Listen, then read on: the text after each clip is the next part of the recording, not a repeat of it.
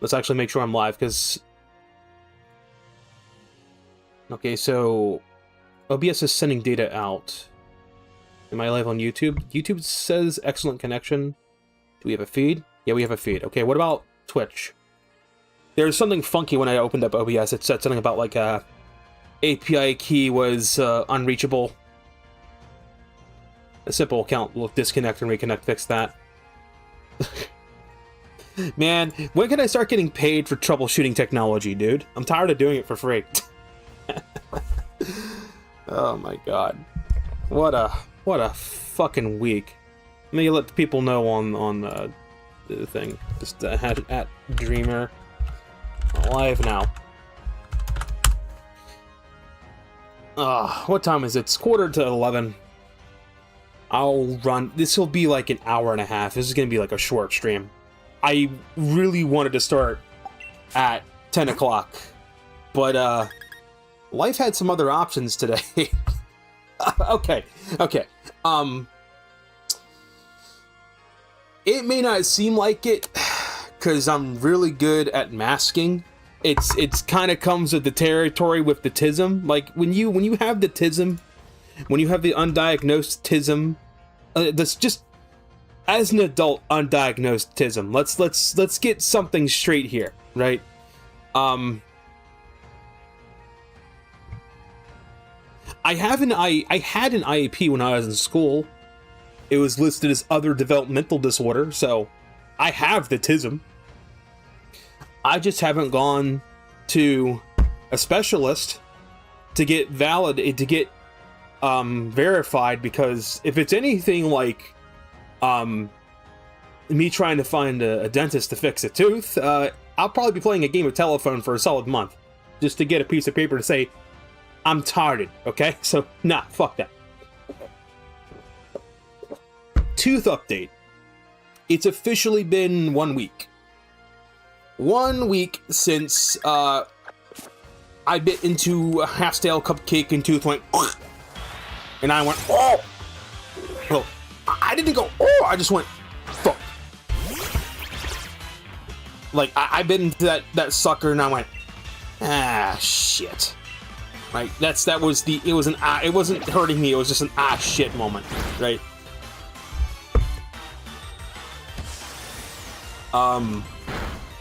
I have exactly 4 days. Monday, Tuesday, Wednesday, well, three days. Fuck. I have 3 days, Monday, Tuesday, Wednesday, until I need to take my Security Plus exam. And I'm on the fence of whether or not if I should go take it or if I should just kick it down the road for a week. The problem is, like, it might be possible. I'm scoring, like, one of the 5 domains I've scored 80% on. The other domains, I'm scoring like 72 to 74%. The last time I took a full exam, I scored like, I think 74 or 75. I'm like right the fuck there, dude. I'm right at the finish line. I just tripped and fell on my face, and I just gotta reach my freaking middle finger and have it cross the line, and then I'm there, I'm done. So, after having an existential crisis, I've been having a lot of those lately, talking with an AI robot, talking with Gemini, I'm like, you know, is my tooth going to fucking kill me within the next 2 weeks? And Gemini's like, no, you're fucking fine. Like, yeah, you should probably get to a dentist as soon as you can, but you've said that, like, the Medicaid system's basically failing you, so, like, you just keep doing what you're doing, brush your teeth, do the saltwater rinse, don't eat anything super crunchy, don't eat anything on that side of your mouth. Like, alright, fine. And it's just like, just look out for, like, if you start getting into a lot of pain, or if you're, like, that side of your mouth starts to swell, or if you have, like, a fever. Those are the 3 things. Like, okay, if I have a fever, that might be the case, but the big thing will be, like, it's not like a headache, it's like a fucking migraine, right? You will know. If the tooth is getting angry, you'll know. It'll be throbbing, debilitating pain. And then when the good news is if that happens, all I have to do is call DentaQuest and be like, I'm in pain, help! And then they'll literally get me on the phone with a dentist in bumfuck nowhere, and they'll get me in next goddamn day. They'll be like, just take some painkillers, try to sleep, they'll get you in the morning. So, well, let's hope it doesn't get to that point. I don't want it to get to that point. But just for now, my focus, because my tooth isn't on literal fire, since it's not literally killing me, it's just there. Is that shiny? Are you shiny? Hang on, wait a minute. You look a little funky. You a shiny boy? Ah, no, it's not. And I can't get away. And it's using Worry Seed. Dude, I got enough worries the way it is, bro. I don't need any more of the Worry Seed. I don't need that. Send out Swiper, no swiping. We're gonna Swiper, no swiping this motherfucker. So yeah, considering that my tooth isn't, like, literally trying to kill me, it's just there, and, like, a part of it is missing. It's like less than a quarter of it's missing. I'm over here going, is it possible for them to do reconstructive surgery on it? Like, to just do, what the fuck did Jim and I say it was? It was like core rebuild? I think it's called core reconstruction.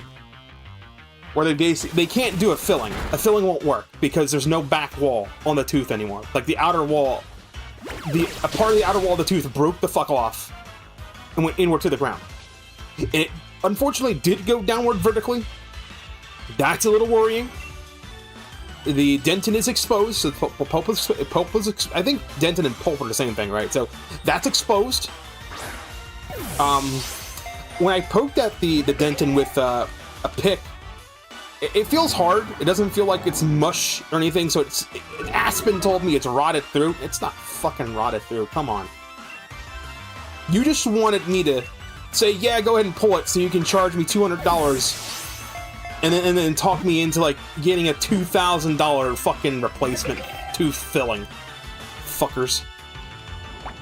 When I get dental insurance, I will not go to Aspen ever again. No. Fuck that. I got free x-rays out of it. They were kind enough to refund the $139 fucking dollars. Dude, this fucker will not stay in the goddamn ball, bro. Come on. Can I sing? Can I sing this fucker, or is like the normal type of sing not gonna work? Let's find out. I don't think it'll affect him because it's a ghost type. Or maybe it's only damage moves that do that. Maybe status moves don't fall into the immunity thing. We'll find out.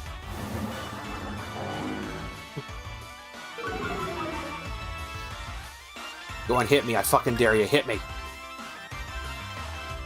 Come on, don't worry, see me again. You son of a bitch. So, yeah, I need to just balls to the wall. Okay, it avoided the attack. If it didn't affect it, it would just say it does not affect Wild Pumpkaboo, but instead it said, like, avoided attack. So, okay. I guess it plugged its fucking ears? Question mark? Does this thing even have ears? It's a ghost. It looks like a bat on a pumpkin. Go the fuck to sleep. Go the fuck to sleep.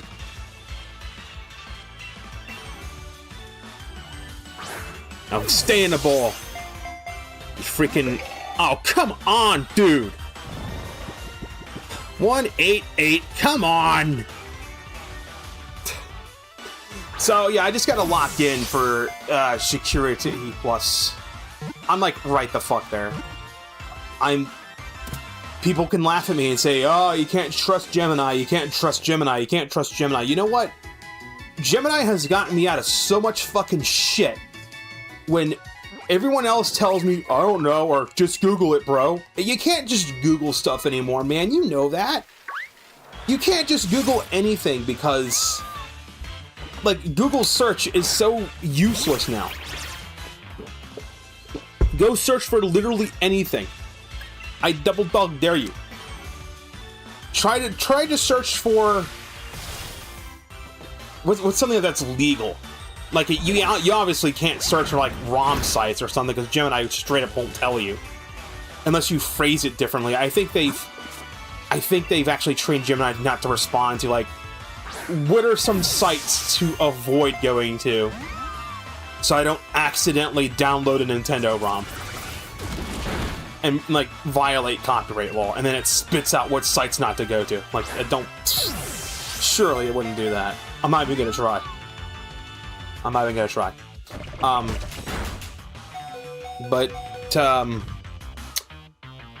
This fucking thing will not stay in the ball, dude. Come on.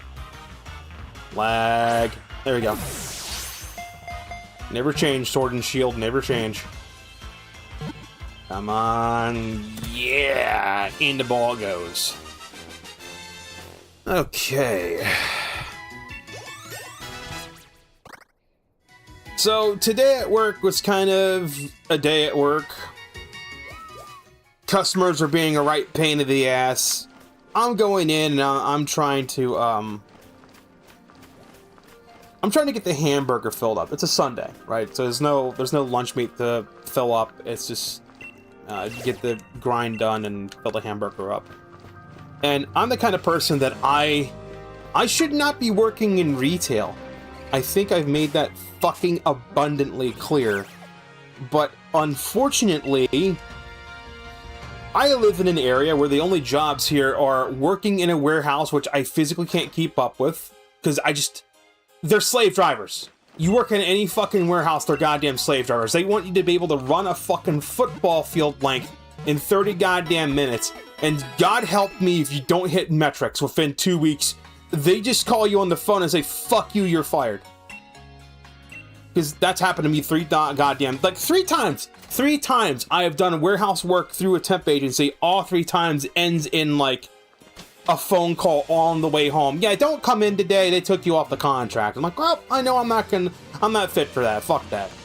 At least in a retail job, I can hold it down for, like, 6 months to 4 fucking years. Like, well, what is it? 6 years? 6 years. 4 months to 6 years. Depends on the employer. Is that a shiny boy? What's up, my fucking blood pressure? That's what's up.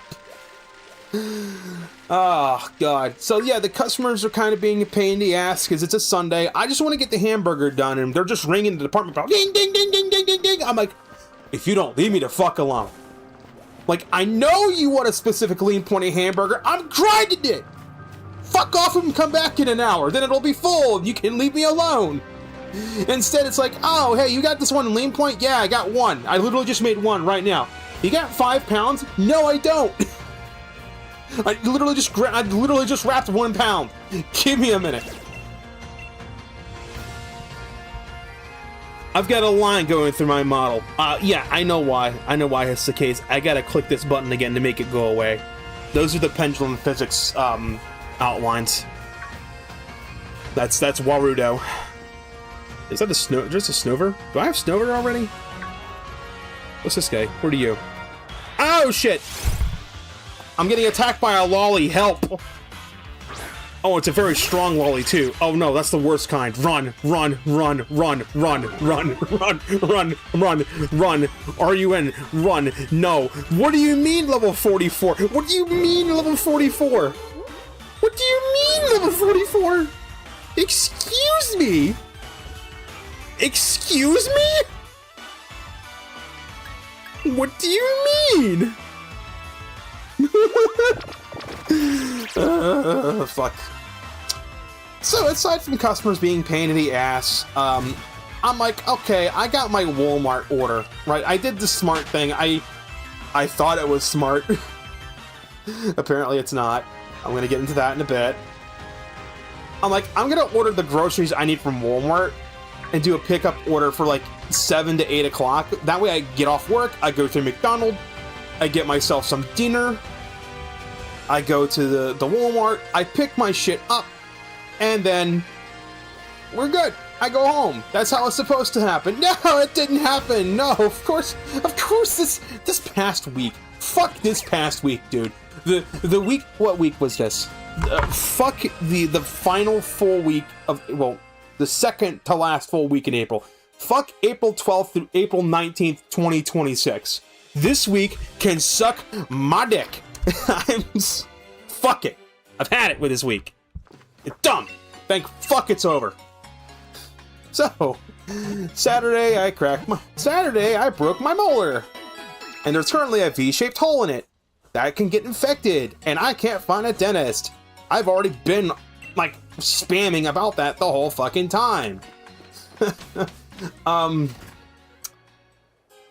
After work today, you know, I get off work, I go drive through McDonald's to get my dinner.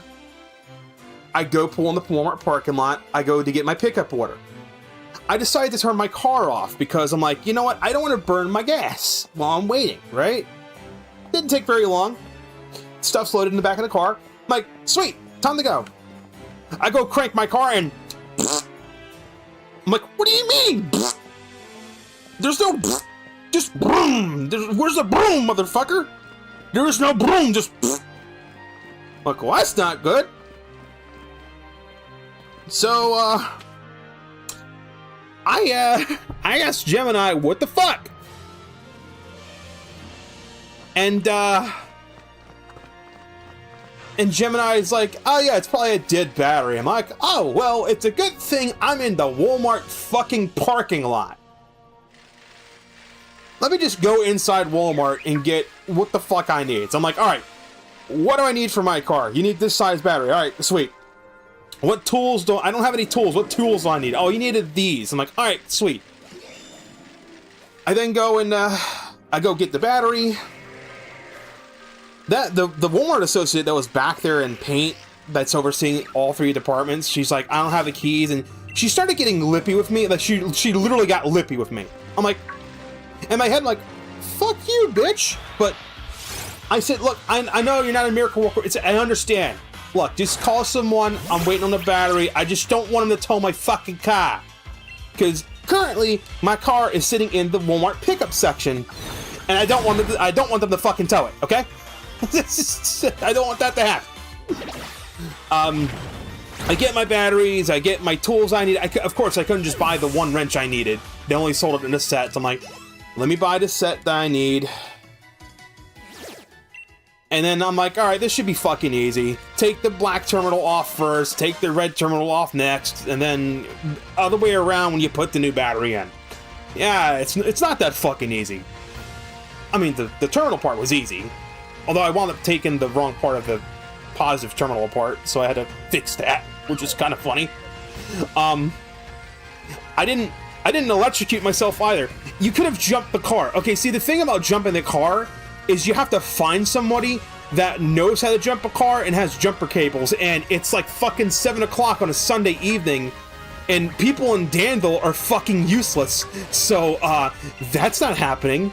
My mom can't jump vehicles with her car because she's got a fucking stupid hybrid car, and she literally can't jump it. Her vehicle can't jump cars. She can't. She's got a stupid fancy car. And my dad's vehicle is dead. The battery in his truck's dead. So, I mean, fuck me. I don't have a choice. So, my only choice is go in, buy a battery, replace it. I'm standing out there. I'm having a hard fucking time figuring out where the goddamn J-hooks, the auto center if they have one. Yeah, sure. How am I supposed to get the auto center? My vehicle is in the Walmart parking lot. It's 7 o'clock at night. The Walmart has an auto center.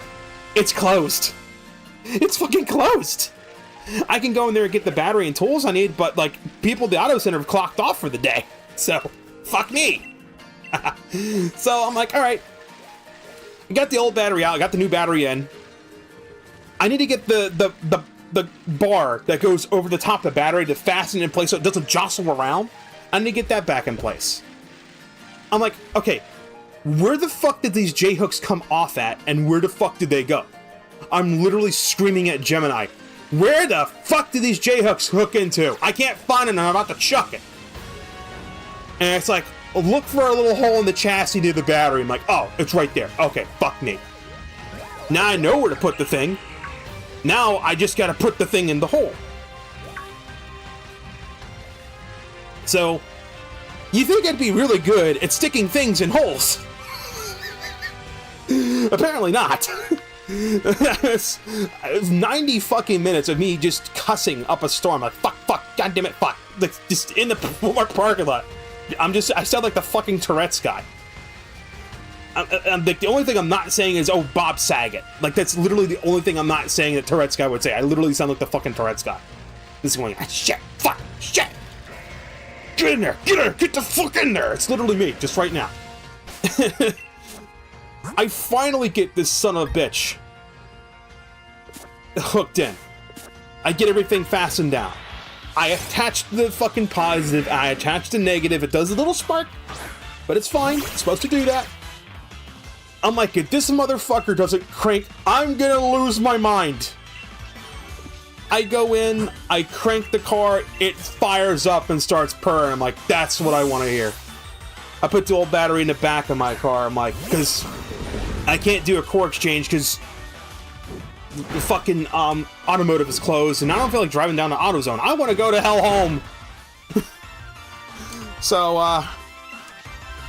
my dad's like, oh, it might be the alternator in your car. I'm like, don't fucking tell me that. Please don't tell me that. The battery was old. It was a few years old. We've had some really cold winters. It was entirely possible that it was probably just on its last fucking legs and just needed a replacement. But now I know how to replace headlights in a car, and I know how to replace the car battery. Now, if only my fat ass would fit under my car, I'd change my own goddamn oil too, but I have a low-profile vehicle, so getting under it is a little bit difficult. I mean, I could just park it over a ditch and slide under a ditch, I guess, but I don't feel like doing that. But yeah, I was fucked, but I unfucked myself. I don't have a sound effect that sounds like fucking in reverse. Unfucking. But yeah, that's great. I finally get home. I'm like, oh, thank fuck, I'm home. My McDonald's is cold. I'm gonna stick it in the goddamn microwave, right? I go review my Walmart pickup order. I'm like, huh. Weird. I thought I ordered a 66-ounce mozzarella sticks. Why does it say it's 48-ounce? I go pick up the box I just put back. I'm like, motherfucker. I look at my Walmart pickup order. They charged me for a 66-ounce mozzarella sticks. That was like 14 bucks. And then they gave me a 48-ounce, which is like $10. I'm like, ah, hell no. So I get in contact with Walmart support, and I'm like, look, they fucked up. I just want like a partial refund if necessary. And they said, we can just give you a full refund. I'm like, okay. So, because some dipshit manager at Walmart Stupid Center decided, we'll just do a force out and charge someone $14 for a product that's not identical and costs like $4 less. They won't notice. Yeah, go fuck yourself. I think from now on, I'll just go inside the store and pick up the shit I need. Because at least I don't have to worry about getting fucked. That's great. If you come to my city, trust no one. And I mean no one. You go out to eat, make sure you can look into the kitchen to make sure someone isn't scratching their ass and handling your food. If you go do store pickup, don't do store pickup. Unless it's the grocery store I work at, they're pretty good.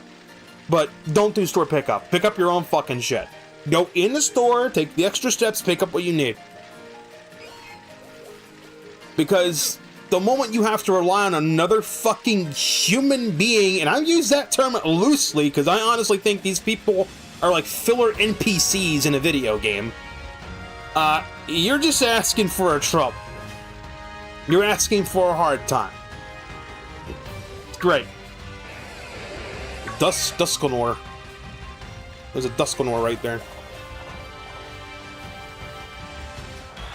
I know I should be fighting to get leveled up. But yeah, a little while ago you said you thought I got the tooth fixed. I didn't. I went to Aspen Dental on Wednesday, It was Wednesday. I went to Aspen Dental Wednesday afternoon, because that's when the specialist that's for tooth fillings is there. I'm over here thinking they can just do reconstruction or whatnot and fill it in, out, pay them fucking $400 and we're done. We get x-rays done. I lay down on the fucking chair and they're like, yeah, the only option is we gotta pull the tooth. I'm like, oh, hell no. Like, I tell the doctor, look, nothing personal against you.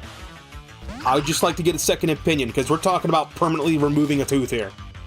You think it's too rotted, it can't be saved. I'll go get another dentist, one that's, accepts Medicaid. And if they say you gotta pull it, Medicaid will fucking pay for it, and I'm not gonna pay $1,000 and miss a tooth. It's okay? So, all this over fucking cupcakes with sprinkles on them. Fuck me, dude. What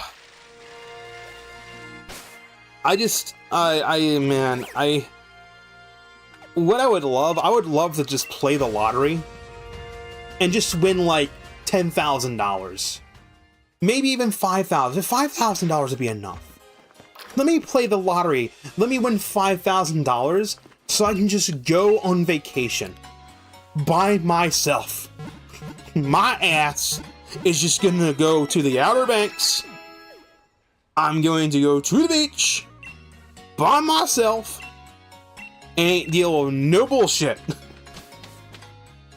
I might even decide to get some alcohol. I normally don't drink alcohol. I might be like, fuck it, get me, I don't know, like twisted tea or something. Just something to take the edge off. Because I really just need a good old-fashioned, 4 or 5 days on the beach, fucking Dr. Pepper in my hand, not giving a fucking shit. Maybe getting cooked by the sun. Just a tiny bit. And also, hopefully having a tooth that's filled or, like, reconstructed and not pulled, or, the worst case, pulled and I'm over the pain and shit. I do plan on getting in contact with,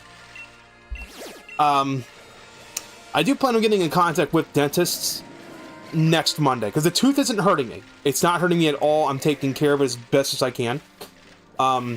Right now, I just need to lock in on my exam. The last thing I want to do is to be recovering and be sore and be in pain when I'm trying to take an exam for something that is incredibly fucking difficult and technical.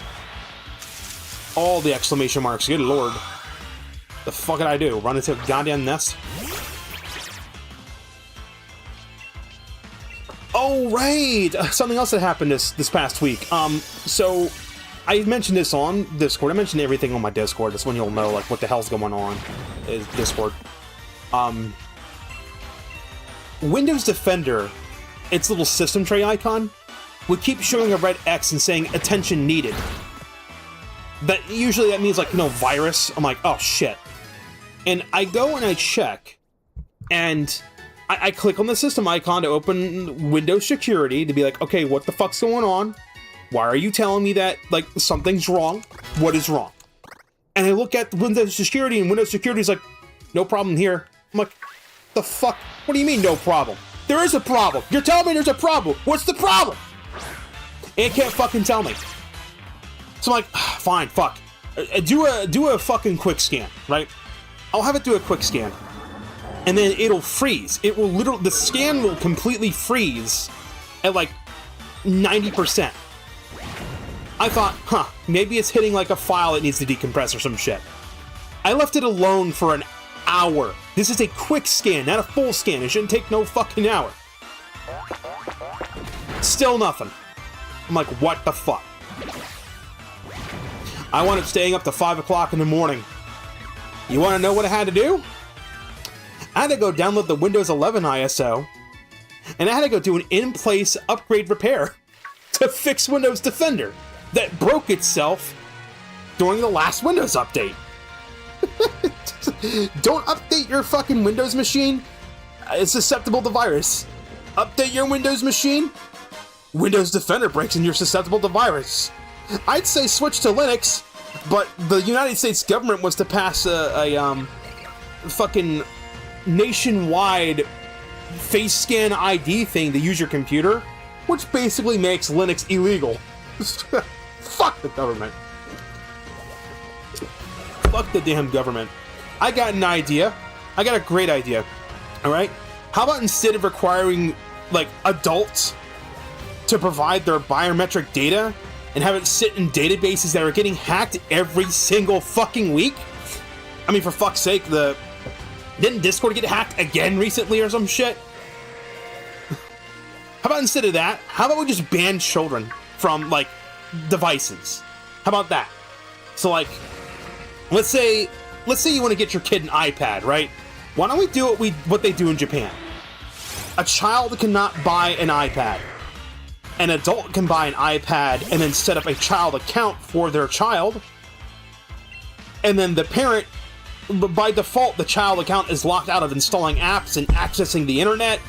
And like literally, basically, the only thing the device can do is unlock and play whatever you've installed on it that's not connected to the fucking internet.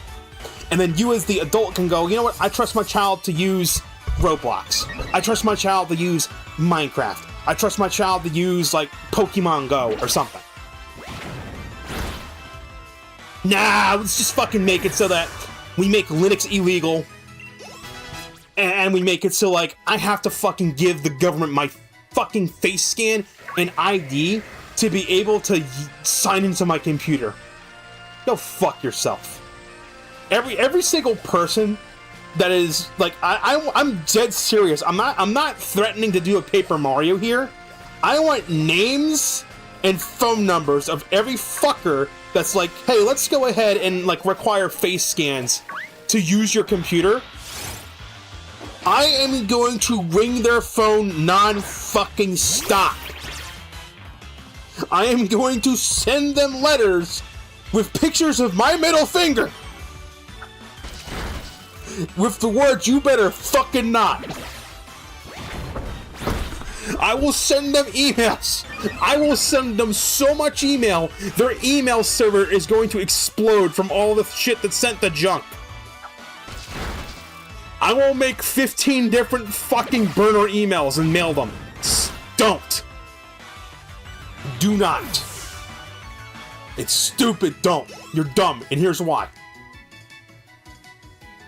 And then every single fucker that wants to sign off of it, when it comes time for them to be re-elected, I'm not voting for you. You're not getting my vote, motherfucker. It's bad enough that I didn't vote for the current fucking governor of my state. But then, like, the two, Alexandria, Virginia, and Hampton Roads gets to choose the fucking governor. Like, this is can I just rant about one thing that's political, one time? I'm gonna break just once, one fucking time, because it's fucking bullshit. What was it, 2025 Virginia governor election map? Let's see if we can pull it up, because this is you. Can we get a state? Can we get a state? Yeah, here we go. Here we fucking go. Look at this. Look at this fucking bullshit. And tell me something ain't right. I'm fucking serious, dude. You see this shit? This was for 2025 governor, right? Spanberger, who's currently deciding, let's turn Virginia into fucking California and tax the living shit out of everything. Look how much red is on this map! Look at it! It's like a good fucking 80% was like, hell no, we don't want this bitch here. You wanna know what's blue? Fucking here, fucking Hampton Roads, fucking Richmond, fucking not Virginia, and fucking Lynchburg. Fuck Lynchburg, fuck Hampton Roads, and fuck not Virginia. If you are in Virginia and you live up here, you're in Maryland. You're not in Virginia. You're in Maryland. This is Maryland up here. These three fucking counties are Maryland. Maryland. Make it part of fucking Maryland. You see how much of the state, a good chunk of the state, said no, we don't want this part. But the problem is, if we look up here, we look at the fucking, like, actually the way it's broken down, right? Big urban, all blue. Suburban, all blue, until you get to, like, fucking the smaller areas. Right? Everything that's up here is all fucking north or east. And then rural, which is like the rest of the fucking state. The size of the squares represents, like, how much vote power they have. Right? You look at the state map. You look at how red it is. You look at what percentage of the fucking state said, hey, I don't want this person. I don't want my taxes to go through the ceiling. I don't want Virginia to turn to East California. And then you look at, like, the actual way it's broken up. There's no representation. It's unfair when most of the state says, no, we don't want this. And it's as if it isn't bad enough that, like, this much of the state is red and the blue one won. But, like, this isn't enough for them. Now they want to gerrymander the fucking, the election lines to make it so that this part of the state is in the same fucking gerrymander's election line as this part of the state. I'm gonna tell you right now, this part of the state is not this part of the state. It's not. It's not, dude. It's fucking bullshit. And everybody online, whenever I see anything talking about the Virginia governor, every single person says the governor's a piece of shit, she's a dumbass, she's not making the state more affordable. There's motherfuckers that voted for this dumbass that said she's not making the state more affordable, she's not doing what she said she was gonna do, she's just jacking taxes up. And she's giving tax breaks to the rich. I could have fucking told you that. I could have told you that. God damn it. If I had the money to move out of the fucking state the moment she got elected, I went, alright, I quit, I'm moving down to North Carolina. Or, I quit, I'm getting on a plane, I'm moving to fucking, like, Wyoming or some shit. Fuck you all. I will literally live in bumfuck nowhere because I want to live in a space where liberals from fucking New York aren't moving. This is live in West Virginia, fuck it. No one wants to live in West Virginia. But then again, knowing my luck, West Virginia probably turned into data centers. That's what would happen. Although, actually, no, you couldn't build data centers in West Virginia. Their land is like too it's too hilly. There's too many mountains. There's not enough flat land. It's like most of the cities in West Virginia are like along a valley or a river or something because there's not enough flat land. Man, why does dude fuck me up so hard? Why is he level 43? Dude, wait, what? Why, bro? Why is bro level 43? What? Excuse me? What do you mean? Yeah, I know land doesn't vote. I know it's based off population. I don't think it's fair though. Like, honest to God, think about it critically for a second, right? How is it fair that 5 fucking cities that don't know what the fuck a cow is or what a farm is get to decide the fate for the rest of the fucking state? I mean, anyone that looks at the election map will tell you, yeah, I understand why the governor is the one that got elected, but when I see most of the map is red, but it turned blue, something doesn't make sense here. Something's not right. Wait a minute. You see, like, the whole point of the Electoral College was supposed to make it so that big cities don't get to decide fucking everything. Because if it wasn't for the fucking Electoral College, it would have been like your major population centers get to decide the entire state. Or some shit. I don't know. I think I got it backwards.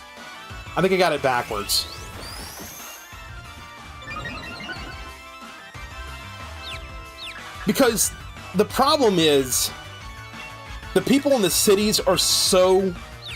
First of all of the people that are in the big cities in Virginia are not from Virginia. Let's get that straight. Anyone that's living in Hampton Roads, or Richmond, or Alexandria up in the northern part of the state. Those motherfuckers came from New York. You got people coming from Maine, New Hampshire, New York City, fucking Boston. Basically, they shit up their fucking state taxes so bad that they said, fuck this, I'm gonna move down to Virginia where the cost of living is lower.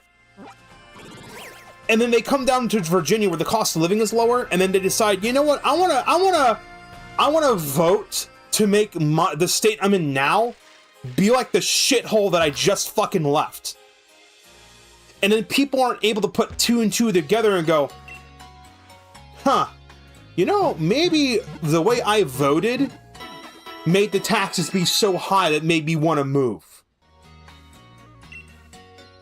And it gets really fucked up when you realize that, like, the people that vote for the higher taxes and shit unintentionally, they're usually financially well up enough that if they fuck up bad enough, they can just pack their bags and move. Pack their bags and fuck off somewhere else. They have the money to do it. But, like, for everyone the fuck else that's living in bumfuck nowhere, if these people come in and start voting shit in such a way where it fucks everything up, you can't afford to leave. So you're just stuck, and you gotta sit here, and you gotta watch your quality of life go down. You gotta watch your paycheck shrink, and you gotta watch as, like, you possibly living in your fucking car. And then we wonder why people are lighting warehouses on fucking fire. It's a goddamn mystery. Holy shit, dude. Oh yeah, here's a fun thing. I was having a pretty good day until I decided to do some math, right? So I found out at my current job that I work right now, I've worked at this job for 6 fucking years. You would think that I would be earning more money now than I have been 6 years ago, right? Okay, so when I started the job, I lost a job that was paying me $12 an hour. My starting pay was $9.50 an hour.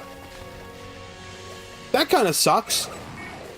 My pay at the same job is now like $16.50, right? It's a lot more. So you'd be like, oh, holy shit, you're doing pretty good. You're getting paid like almost $17 an hour. You must be doing real good. No, I'm not. No, I'm not. Let me tell you why. So when I first started at the job, I was working about 24 hours a week. That's how long I was working. I would have off like 3 days. I'd have 3 days off. I'd work a 6-hour shift so I don't get a fucking lunch. It's exactly 6 hours. It's 24 hours. That was like $223, give or take, at $9.50 an hour, right? My pay goes up to $16.50. My hours go down to 6. I'm getting paid more per hour, but like the gains I would get from pay per hour, the amount of hours I lost isn't like 1-to-1. It's like compounding interest levels of bullshit. Oh, I get like a $1 raise. Oh, but my hours are cut so little that I've lost $5. Oh, I got a $7 raise. I make $7 more than when I started. I lose $100 fucking a week. I am earning $4,800 less than I did 6 years ago. I'm not new. I know how to do the fucking job. I show up for this job, even when there's days I'm like, I just want to fucking walk off this job and say, fuck you all. It's a goddamn miracle I haven't quit and said, fuck it, I'll just take my chances at McDonald's. Because at least McDonald's would get me fucking hours. I would get more than 6 or 12 hours a week. My schedule might be like open one day, close mid-shift the next day, and stay till 3 a.m. the following day. And then you might as well sleep in your car because you're going to come in at 5 in the morning and do breakfast. But at least I get some fucking hours. Dude, how would you feel? How would you feel if you worked a job, you worked a job and like 6 years later, they're like, congratulations for like wasting your life at CorpSec Incorporated. We're deducting $4,000 from your fucking salary. How would you feel? You'd say, fuck this, I quit.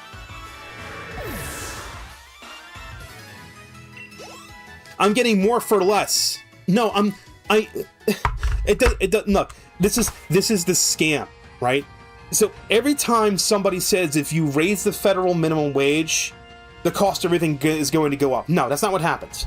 When the federal minimum wage goes, or when wages go up, companies make cuts. The grocery store is only going to spend $10,000 on labor. If that $10,000 is going to be divvied out across 20 people that are working 28 hours a week at minimum wage, or it's going to be divvied out to 10 people working 12 hours a week at like $7 above minimum wage, the number stays the same. The number stays exactly the same. And actually the number goes up. The amount of money they spend goes down. Their stocks go up. Hi Sky, after all, what's going on? I'm currently going off on a tangent about my effing job. And you know what gets me about this whole thing? I'll get you caught up. So, the job I currently work at, when I started, I was getting paid $9.50 an hour, and I would be working 24 hours a week. I'd be bringing home like $220. 6 years later, I'm getting paid $16.50 an hour, but my hours are so low that I actually get paid about $100 less a week. So I'm losing $4,800 a year. I'm making $4,800 less than I did 6 years ago doing the same job. And this is before inflation, mind you. Like, inflation makes it fucking worse. I'm surprised they can't apply for partial unemployment. I mean, if you lose $4,800 to no fault of your own, you should qualify for fucking... The state should give me $4,800 in a tax refund every fucking year. And then find me an employer that'll work me 34 and a half hours at $12 an hour. Like, I'm actually serious. I'm actually serious. If I quit my job and worked a minimum wage, and I think it's 36 and a half hours. I think, because when I worked at Walmart, they would always work you 36 and a half. That way, your average doesn't hit 40 and you can't make it full time. If I got paid, the state, what's the fucking state minimum wage? Yes, Gemini. What's the current state minimum wage in Virginia? The current minimum wage in Virginia is $12 per hour. Alright, good, shut up. Don't say anything else, don't dox me, I swear to God. Alright, so, let's say that I got a job at Burger King, and I was working, I'm not going to get 38 hours. Let's say I get 20, right? 20 against 12, $240, right? $16.50 against 12, $198. Like, I would make more money working minimum wage at a burger joint. This is what you have to look at. When you are paid by the hour, you have to ask the question, how many hours can I expect to get a week? If they tell you they don't know, if you're desperate for money, take the job and just keep a rolling average. Work there for 3 to 4 months so you can get a rough idea how much you get paid. And if it's not enough, find another fucking job. And then I would say give them 2 weeks if you're gonna quit. Now, if you're wondering, I've become an asshole at this point. I'm so over everything. I'm like, okay, let's say I get another job. Let's say job B says I need to have open availability. You want to know what I would do? I'd say, all right, I can do open availability. One condition: here's my current boss's number. Whenever the fuck you make the schedule, give them a call. Tell them, oh, I need Azura to work on the grill at McDonald's on Monday, Friday, and Saturday this week at these times. And then they can go, well, I need Azura in the meat department grinding the hamburger on Sunday and Tuesday. Then they can call me and say, here's your schedule. Fuck you. Like, we can work it out. They don't want to do it.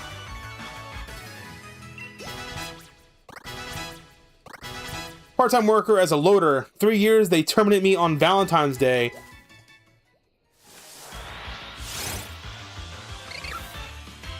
So, if I was sulking for no relationship, that'll get me. Companies don't care. Did you... Sky, let me ask you one thing. When they terminated you on the spot, did you at least knock some product over on your way out? You should have done that. I mean, they fired you. What are you gonna do? You knock product to the floor. They're gonna call you an asshole? Say, pick it up, go fuck yourself. You fired me. There is one guy. This happened this week. It wasn't me. There was one guy that worked at a warehouse. He busted his ass off. He put in 40 hours, right? He's fucking tired. He wants to go home. He wants to sleep. He's tired. It's a warehouse job. It's physically demanding. Guys, I've worked them. I'm sore. I can't survive 30 hours these fucking places. I get sore, right? Dude is like, all right, it's the end of my shift. I'm ready to go home. His boss comes up to him and says, I need you to do mandatory overtime. Like, you're staying to, like, when I say you leave, and fuck you, you can't say no. He said, I'm not doing that, I'm tired. I'm not obligated to stay here. I'm going home. They fired him on the spot. Now, that doesn't make any sense. You see, if you have mandatory overtime, that means you don't have enough people on staff to do the job. So, firing somebody, that's really gonna solve the fucking problem, right? That problem became like a nightmare for his manager and everyone else in the fucking facility because he went, oh, you're gonna fire me? Okay, go fuck yourself. He hops in a forklift, puts something on the gas pedal and hops off it, and he lets that forklift just ride into, like, literally everything.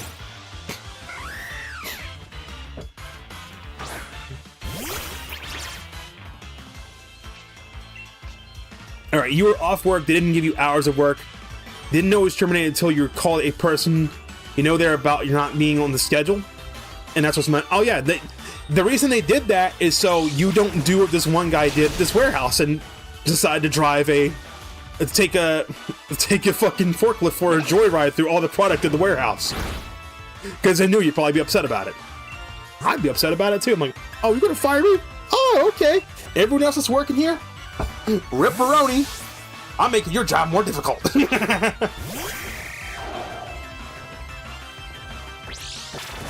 You see now, the field I'm going to get into, cybersecurity, you don't suddenly fire those people. You know why? Okay, so let's hypothetical. Let's say I worked at Security Incorporated, right? Not a real company. I don't work there right now. I work at a grocery store. Let's say I worked at Security Incorporated, right? Let's say that my boss is a dipshit and they decided, hey, you know what? We don't need Azura. We're gonna just fire Azura. We're gonna call Azura up and tell Azura, hey Azura, you've been made redundant. You don't have a job anymore. I'm like, oh, okay. I'm the person that now knows every single fucking security hole in your business. I know how to get into your servers. I know how much damage I can do. So if I was particularly vengeful, I would just open up an onion browser, go to a dark web website and say, hey, I know backdoor access into this company's servers that contains all this information that's incredibly valuable. Pay me in Monero XMR. I would make probably like fucking 5 to 10 Monero XMR. Right there.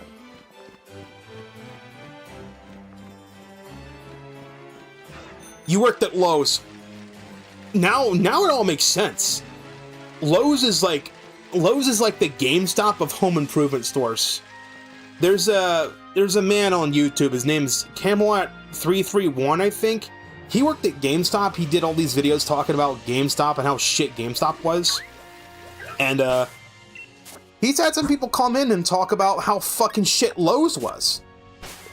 Did you know Lowe's used to pay sales commissions for people? Like, when you worked at Lowe's back in the early 2000s, if you sold a lawnmower or you sold a washer or something,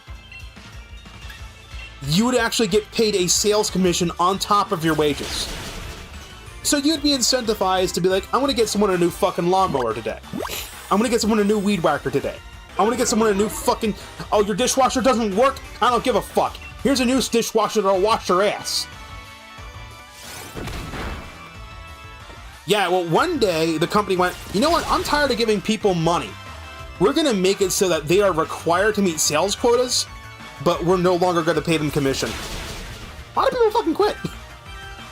There were people at Lowe's that were tenured, right? This is a separate thing that happened. There were people at Lowe's that were tenured. They basically worked there for a while. They were getting, like, additional pay for their tenure on top of the base pay. Lowe's turned around, would lay those people off, say that their position is, like, terminated, but then they would turn around and offer them a new position at a starting wage. And this would happen in multiple fucking stores. Lowe's is a fucking sleazeball company. The only company that's probably worse is Home Depot, because, I mean, any business that has, like, people who don't speak English look like they maybe have came across the border in a bus or something, and you don't call ICE on them, I'm like, I don't know, man. Something kind of stinks there. Although, if you want to get if you want to get cheap shit at Home Depot, all you gotta do is look for a product that's on sale for like a 1 penny, and go through the self-checkout. And then when they try to stop you from walking out the store, the product you bought, you tell them to get your hands off the product I bought, motherfucker. You ain't doing a refund, you ain't doing a chargeback, it's mine. You might get banned from the store, but it's a way to fuck them. Oh. Because they tend to, like, when they're gonna get rid of product off of Home Depot, they'll mark it down to 1 cent so they can claim it out, and they're supposed to remove it from the sales floor so customers can't grab them, so they can then claim it out. But yeah, the people are overworked and underpaid, and they're kind of lazy.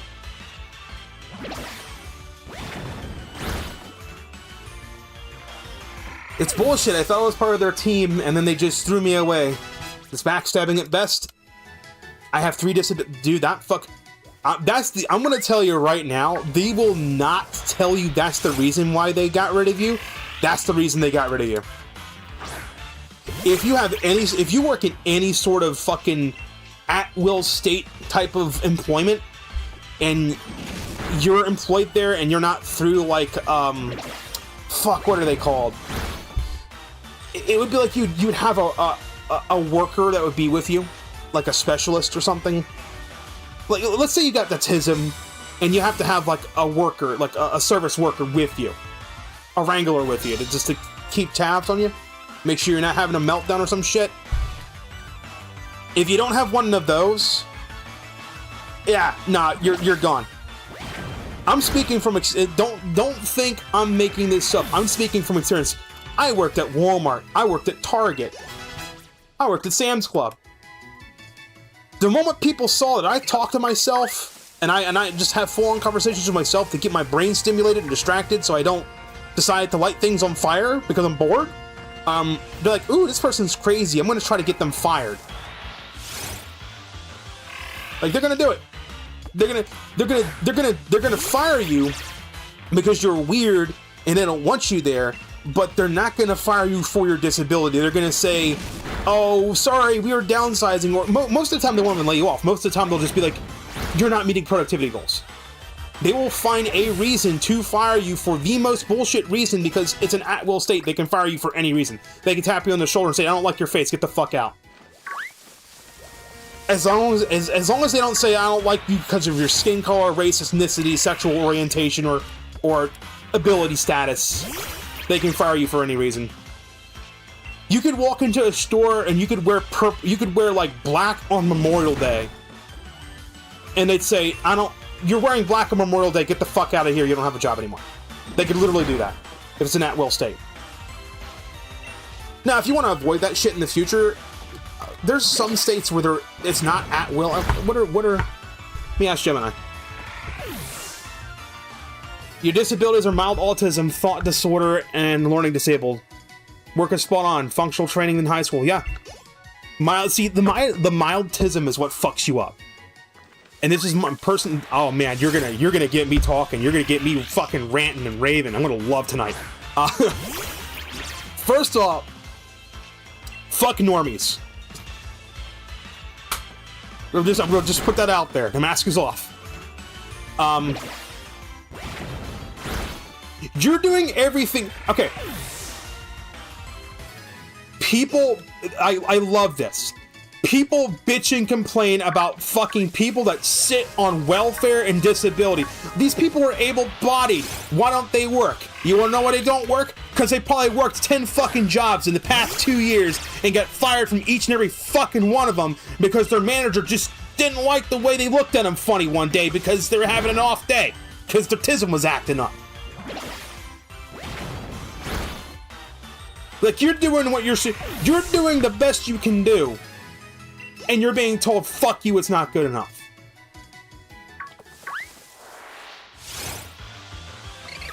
I mean, you're saying mild autism, so I'm assuming that's low assistance. I'm assuming, like, you know how to drive, you're able to drive a car, you can wipe your own ass, you can fucking make your own food, you can comb your own hair, and you can dress yourself, right? If someone just met you on the street, and they don't know anything about you, and you're not having like an off moment or having a bad day, you're gonna look like a normal person. You might be a little quirky. Maybe you like to talk a little too much about Pokemon. Maybe you're like really fixated on Serena's thighs. And it's a little weird, but I mean, other than that, yeah, I don't know. Maybe you're a nerd. Maybe you're into anime or something, right? They don't think anything of it. But the moment they get to know you, that's when the problems crop up, and they go, "Whoa. Wait a minute, I didn't know this person was actually this far out. We need to get rid of them." That's what the fuck it is.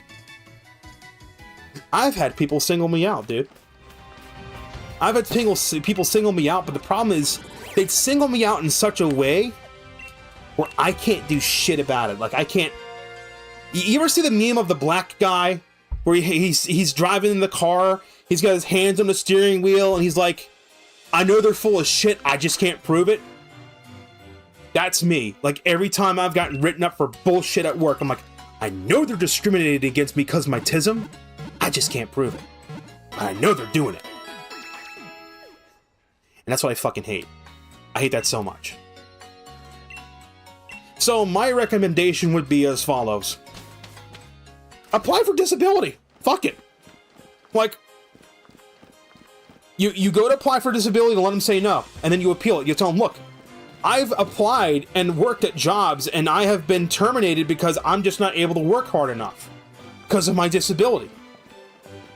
I mean, if it's 1 or 2 jobs, they might say it's a you problem, but if it's like 5 or 10 jobs in the span of like 1 or 2 years, they'll go, you know what, maybe this guy's right. Maybe there's like a tism problem there, and they need to have this. And then what you do, because you've already tried the normie route of working a job and paying your taxes and being a functional member of society, society said, fuck you, we don't want you. You know what you do? You say, fuck you, I'm gonna sit on benefits.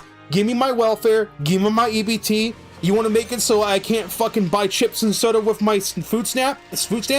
I'm gonna buy a steak, and then the next day I'm gonna bring it back, and I'm gonna refund it and get cash and buy chips and soda. Fuck you. Yes, that's fraud. Don't do that. Legally do not do that. That is fraud. But people do it. I'm not saying you should do it. I'm saying it's what people do. And you really should not do it, because that's fraud. But, I mean, people fucking do it. Because the cashier at the grocery store doesn't know you paid a VBT. It's a different cashier. They don't give a shit. They just see the receipt and see it was, you paid $20 for a steak, you brought the steak back, you said you didn't like it, store refund policy says you get a free refund. Because they can't put it back on the payment method, they just give you, like, store credit. Then you go and buy, like, cigarettes and beer and candy bars and whatever the fuck you want. I've literally seen people do it. Literally have seen people do it. I know exactly what they're doing. I'm like, oh, that steak's gonna come back tomorrow. And I don't care. I don't give a shit. It does not, it literally does not affect me. Oh no. They're using tax money to eat sugar and get fat and sick. Okay, the problem will sort itself out. It'll sort itself out. As I'm learning the hard way, it'll sort itself out. Yeah. I'm a little curious what thought disorder is. Like, is it just like rumination? Or what the fuck is... What would... Oh. Yeah, don't do fraud. Yeah. Well, I mean...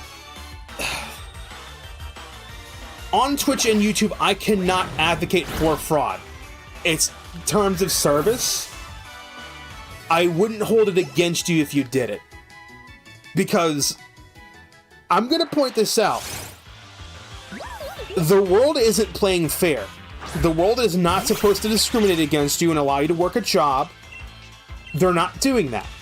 So, if you're playing a game of Monopoly and you realize that people are doing like under the table deals with the bank, maybe you just decide that all the houses and properties you own are 10 times more valuable than they are. And the motherfucker that has to deal with the bank, you just charge him extra money. And when he says, what the fuck? Your rent isn't that high. I'm like, oh, it's sliding scale. We charge more money based on how much money you have in your account. I just realized there's a Gengar right here. Wait a minute, hold on. I want this Gengar. Give me a sec. Hold up. I want him. Might be too, Oh yeah, the other thing about don't do fraud is like, brother, the government commits fraud all the time. That is a very strong looking Gengar. No, we cannot fight that. Get it? Nope. Run. Don't let people shame you into getting on SSI. If you try to get SSI and they say you're able-bodied, okay, find me a job. It's now your job to find me a job. And then when they find you a job, you take the job. And then when it doesn't work out, you go, it didn't work out. And you'll go, okay, we'll find you another job. Okay, now you're going to work at Arby's. Oh, that didn't work out. Why didn't it work out? Oh, no, just didn't work out. And you should go back and forth. And eventually they'll go, fuck me, dude. Just have SSI. And sit at home and play old Nintendo games and beat off to fucking anime women. Or something, I don't know. Or anime men, if you're into that. Or furries. I've seen some furry art when I was in high school. I had a friend that was a furry. Not gonna lie. If it's got tits and a good ass, fuck it. I would. I would fuck it. I don't care. I don't care. I draw lines that are feral. Absolutely no four-legged things. No four-legged things.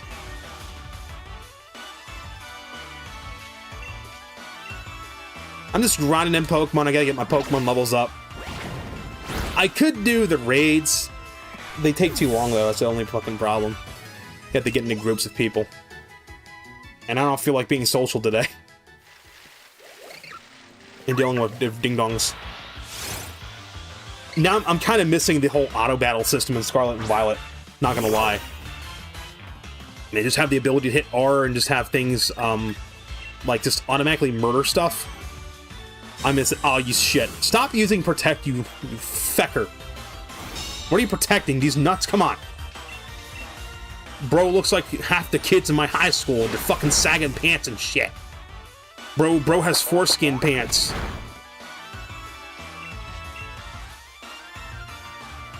Oh yeah, I know.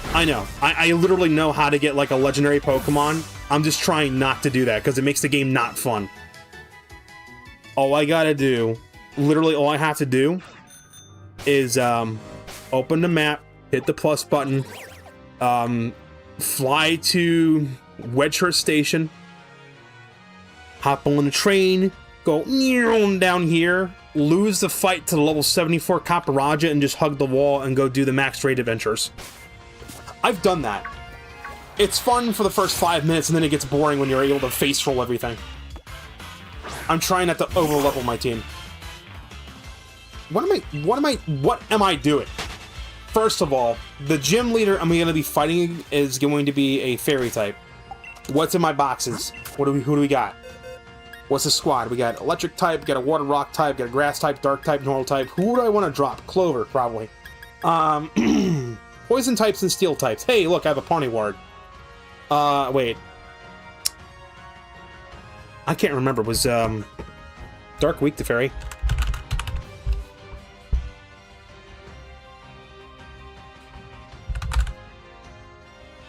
Fairy type.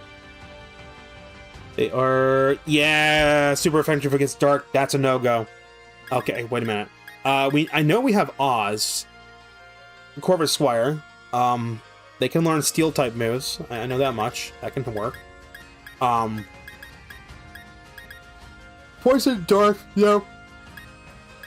Poison dark isn't gonna work. Okay, look, search function. There's a search function right here. Type. I want steel types. What are all the steel types that I have? Search. Pawnee Ward, and that's it. Right, fuck. What about poison types?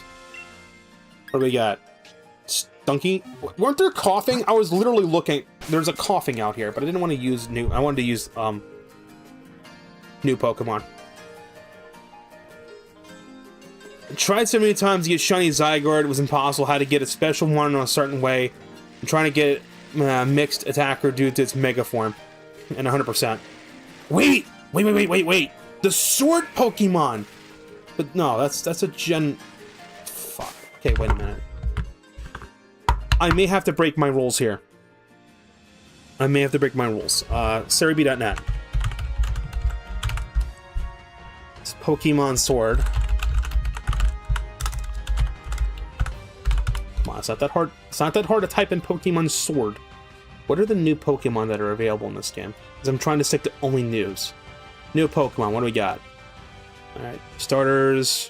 Got that. Corviknight's a flying type and a steel type. It's flying steel, so it's 4 times weak to electricity. That's great. Buck, psychic. Grass type, normal type, water, rock, electricity, rock, and fire. Grass dragon, no, that's not gonna work. Ground types, water types. Toxel! Electric poison, where do we get Toxel? Raids only, right? Where do I get you? Route 7. Bridgefield, Giant's Cap, Hammerlock Hills. Where the fuck's Route 7 at? Oh. 6, 7! Can we go to 7? Or am I gonna be blocked? If I can just go there and catch me a Toxel, that'll actually work. I'll swap out with the other electric type for it. Steel only takes normal damage from Thunder, 2 extra flying. Oh, okay.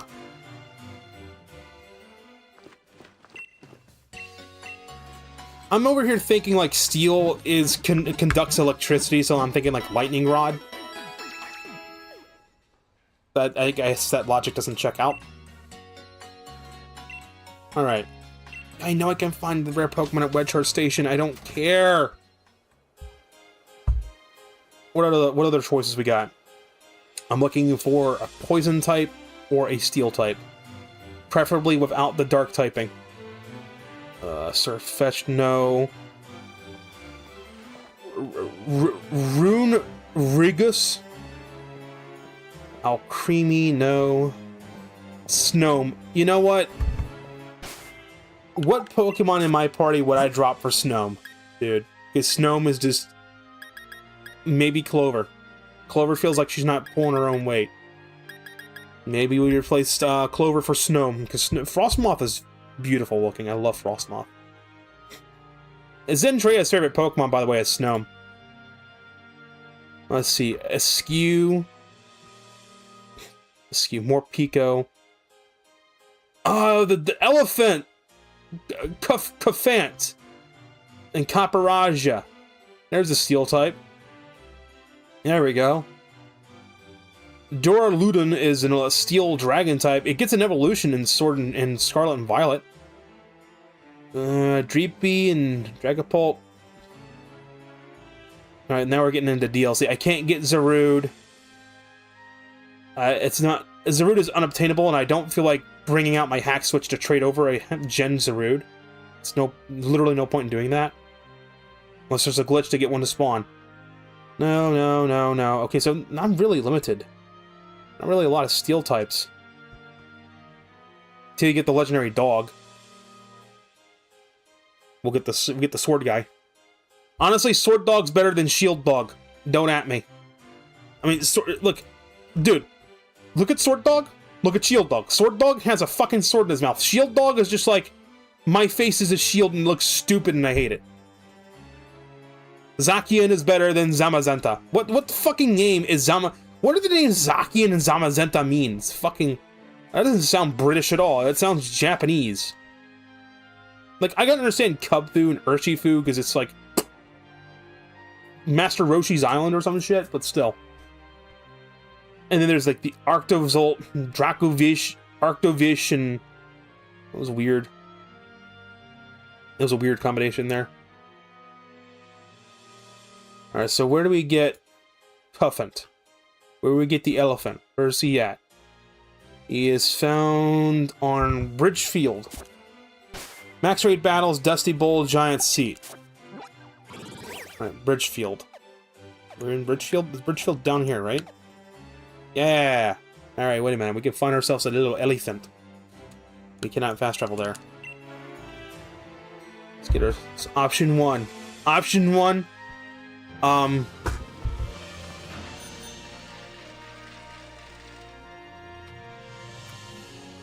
You can use a certain trade to...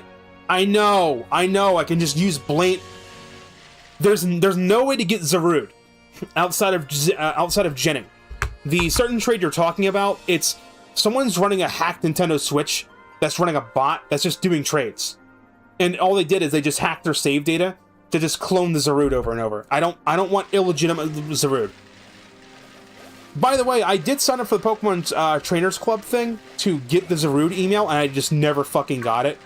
And when I emailed support, they said, "Oh, sorry we didn't send you one, but we ran out of codes." I'm like, "Oh, go fuck yourself." I was so mad about it.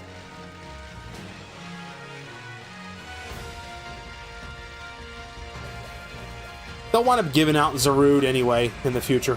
What's sparkling over here? Hold on. Ah, it disappeared. Shit.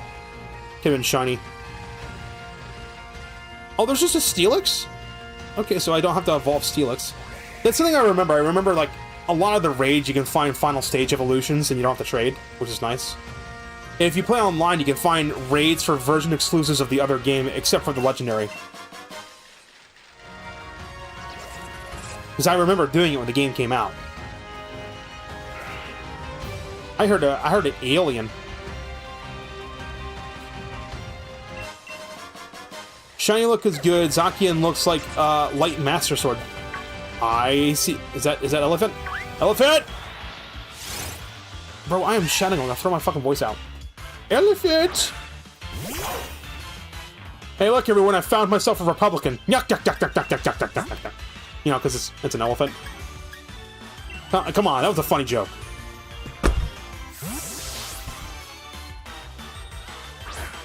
I think it's weird that, like, why is there an elephant Pokemon in, like, Britain? Why,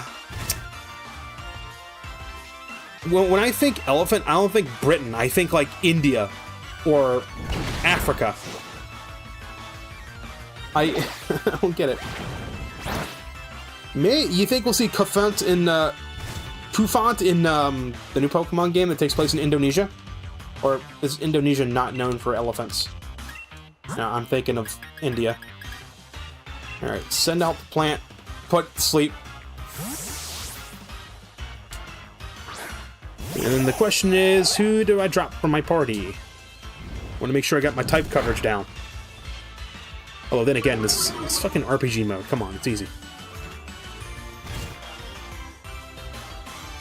Why are you getting buffeted by the hail? You're a steel type. What the fuck? It should just go dink right off you and not affect you. Go to sleep. Go to sleep.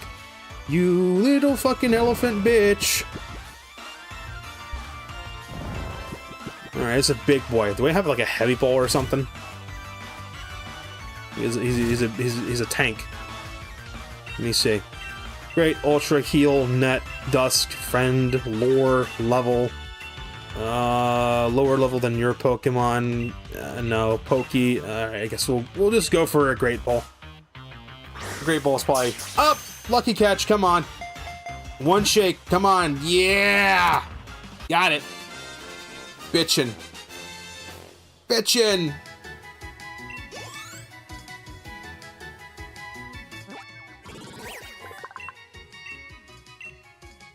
All right. Who do we swap? Also, when I add him to my party, I gotta name him. That's my rule. Gotta name everyone in my party. Alright, so you are a steel type. What do you learn? Oh, Cerebi. Cafont learns Roll Out, Rock Smash, Bulldoze, Stomp, Iron Defense. It learns Strength. That's funny. It learns Iron Head at level 40. When does it evolve? 34. Okay. Oh, it has a Gigantamax form? Fuck. No, wait. You can get Gigantamax forms, right? Yeah. Could? Yeah. No? Yeah. I think you could in the DLC. I think you could. Pokemon Sword, Isle of Armor, Gigantamax unlock? It's Gigantamax soup, right? The Max Soup, I think, did it. Get lucky in max raid battles. Play through the story, musters trials, ingredients for Max Soup. And make sure the ingredients again, Gigantamax your Urshifu. You can use Max Soup whenever you want on Gigantamax capable Pokemon. Any Pokemon you encountered or bred of the following species can be made to Gigantamax. You need to make sure you have 3 of the necessary ingredients. The exception is Urshifu, which needs max mushrooms and 1 max honey. If you use it on the Pokemon that already has it, it removes it. Alright, let's see. We can get Venusaur, Charizard, Blastoise, Butterfree, Pikachu, Meowth. Okay, so I can just get the Pikachu or Eevee and I don't need to have Let's Go Pikachu or Eevee? Great. Dude, Gigantamax Lapras looks fucking badass, dude. It has a city on its back. Bro, Gigantamax Machamp got hands. And Gigantamax Gengar just reminds me of Guzzlord. Okay. I completely forgot that Gigantamax Meowth is literally just Tall Cat. And now I fucking want one because it's funny.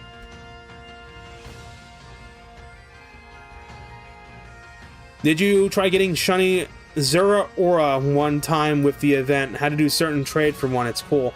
I think Azura Aura in Legends ZA is Shiny locked, if that's what you're talking about. Can't soft reset for him.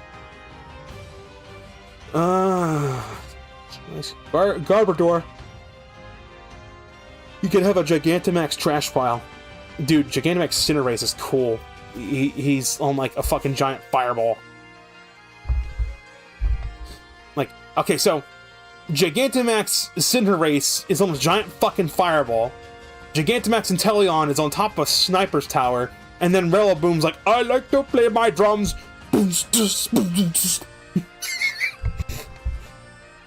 Corvic Knight. Oh my god, Corvic Knight has one? Oh my, Dreadnought has a Gigantamax. Oh dude, I gotta G-Max my Dreadnought. I gotta G-Max Chompy. I love that. That's good. Sandaconda, Toxtricity, Centiskorch, Hatterene, Grimmsnarl. Alcreamy's literally a cake. Duraludon looks like that one building that's in Saudi Arabia. The building that if you're all the way at the top of it, you do the prayers at different times because the sun hasn't quite set yet. Alright, so we can Gigantamax both of these bros. Okay, and then Corvic Knight. Corvic Knight is Oz's level 34.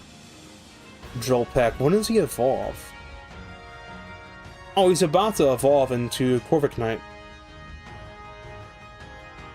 Okay. Learns absolutely no Steel-type moves. Weird. Wait, it should already have access to some Steel-type moves. Wait, seriously? Hang on. It has access to Metal Sound and Steel Wing. Hold on, we gotta go to the Pokemon Center. We might be good. We might be good. What is... I can't remember what Opal has. What's her team? Let's go to Cerebi again. Go to the search and type in Opal. What was her fucking team? Alright, we want to remember a move, and we want to go to Oz. You should have access to Steel Wing. No. Why the fuck not? Why can you not learn Steel Wing? Is it like a level thing? What the hell, bro? Am I on under the wrong thing? I'm underneath the generation... No, Sword and Shield. Why does it not have access to Steel Wing? Am I looking at... Oh no, I'm looking at Corvic Knight. That's why. Oops. Okay, wait a minute.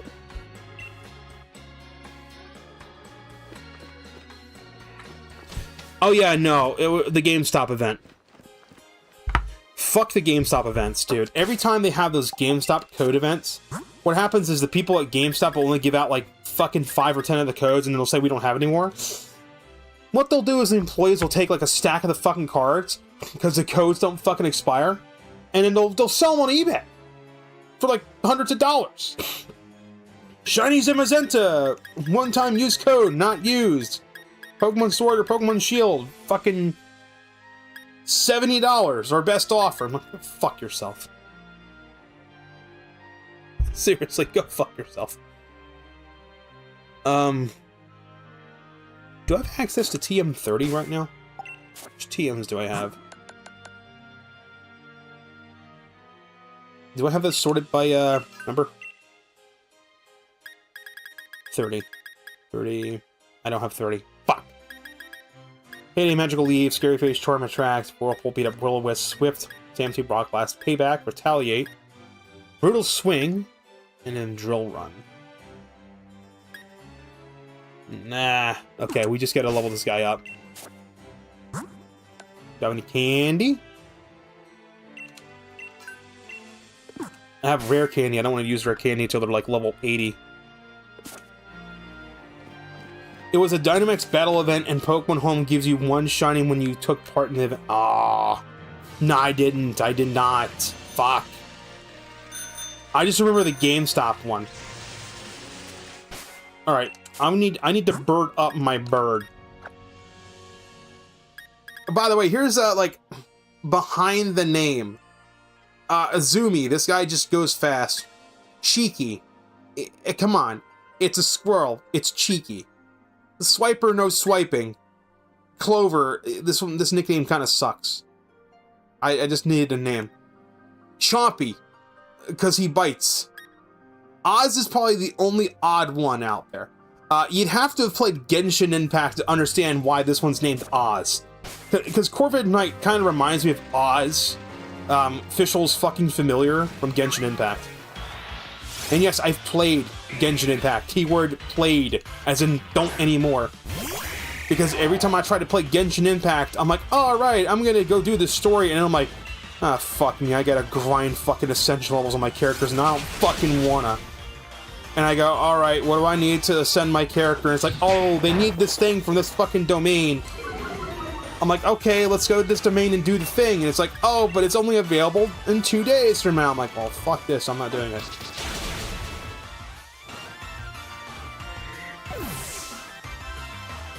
Well, like I said, bro, I have a hacked Nintendo Switch. I could always local communicate to my hacked Nintendo Switch and gen over a literal shiny anything, but it won't. You can't put it in the champions. Shiny check. Shiny check. Nah, it's not shiny. Fuck. If you see a Pokemon that has the auras on them, there is a very good chance they might be shiny. Little thing you probably don't know about the game. I've done it with Wooloo, by the way. So I can verify this is actually a thing. You probably know this, but in case anyone does not know, open the menu. Go to Pokedex. We just fought Stufful, right? I'm gonna go do it by, sort by name. I'm gonna find Stufful. If I click on it, you see that there's type, there's weight, there's height, but then there's number battled, right? What the fuck does that number mean? Okay, so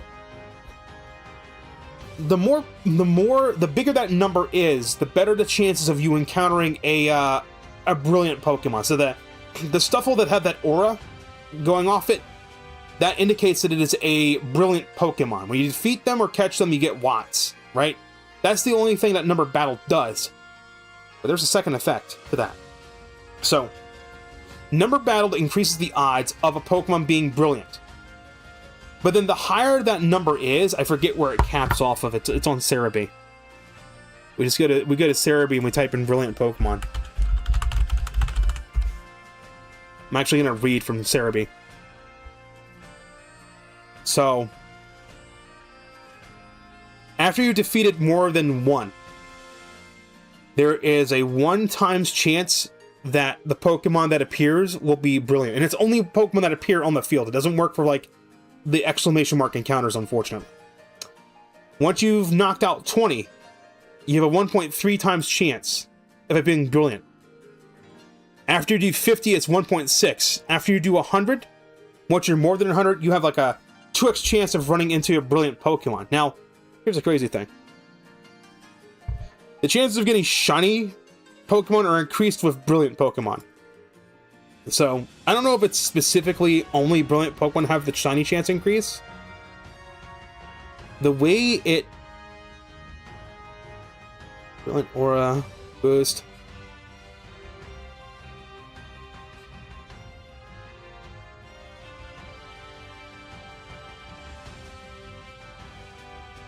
The chances of getting shiny Pokemon are increased with brilliant Pokemon. So, I don't know how the par is at. That either means that when you encounter a brilliant Pokemon, there is a chance that there's an increased chance that it will be shiny. So, like, the Stuffle that I ran into, I have a 1 in 2048 chance for it to be shiny. If the number battled says 50, I have a 1 in 1365.67 chance to get a fucking shiny. Once you knock out 100 of them, your chances of encountering a shiny Pokemon is 1 in 1024. If you knock out 500 Pokemon, if you have battled 500 Stuffle, and you find one that has a little aura on it and bump into it, you have a 1 in 585.57 chance. When you have the shiny charm that bumps it down to 45556. So, I mean, you have a pretty fucking good chance to find a shiny that way. So basically, long story short, grinding in the video game makes it like increased chance for you to come across a shiny. Duh. I would have thought. And the best part is it's permanent too. So like, every single Stuffle that I fight, the more of these guys that let me just run away from them too. I don't think you have to knock them out. I think you just need to encounter them, right? So if I run away. And we check that Pokédex. Is the encounter number 6? If that's the case, it's faster to run away from him. No, okay, you have to knock him out or catch him. So even though it says number battle, it needs to be like number defeated or caught. And not battled. Oh, it's this thing.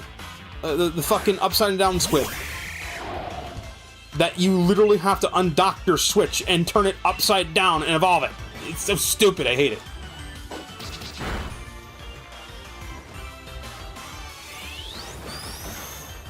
Hey, stop swaggering me, bro. You ain't swag, get out of here.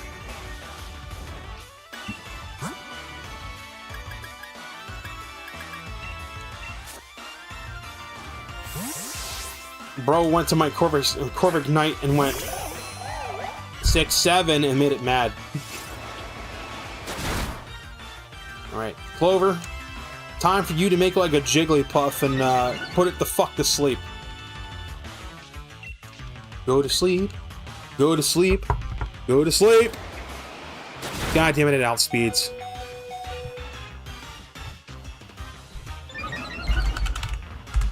Pokemon Sword are increased shiny odds only with brilliant Pokemon.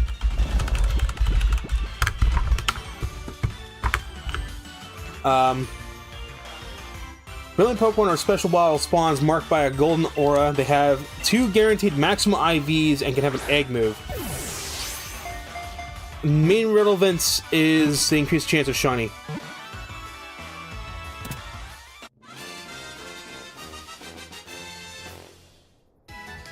Brilliant Pokemon themselves have a higher shiny rate than normal spawns. The exact rate depends on the number of Pokemon you've battled or caught, which also increases the chance of encountering brilliant Pokemon. It only applies to specific spawns. Normal wild encounters without brilliant aura have their own base rate, 1 in 4096, and are not affected by it.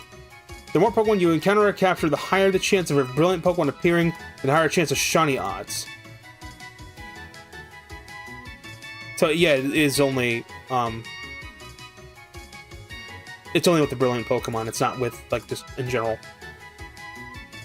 And we got that guy. When's Bird evolve again? 38. Should learn encounter. Who's learn encounter? Cheeky's learn encounter? Double damage. Oh, yeah, this guy's pretty slow.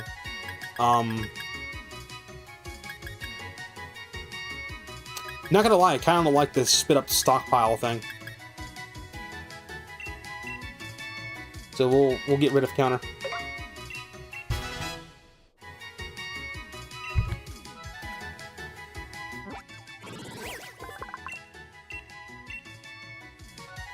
Squid has been put into box.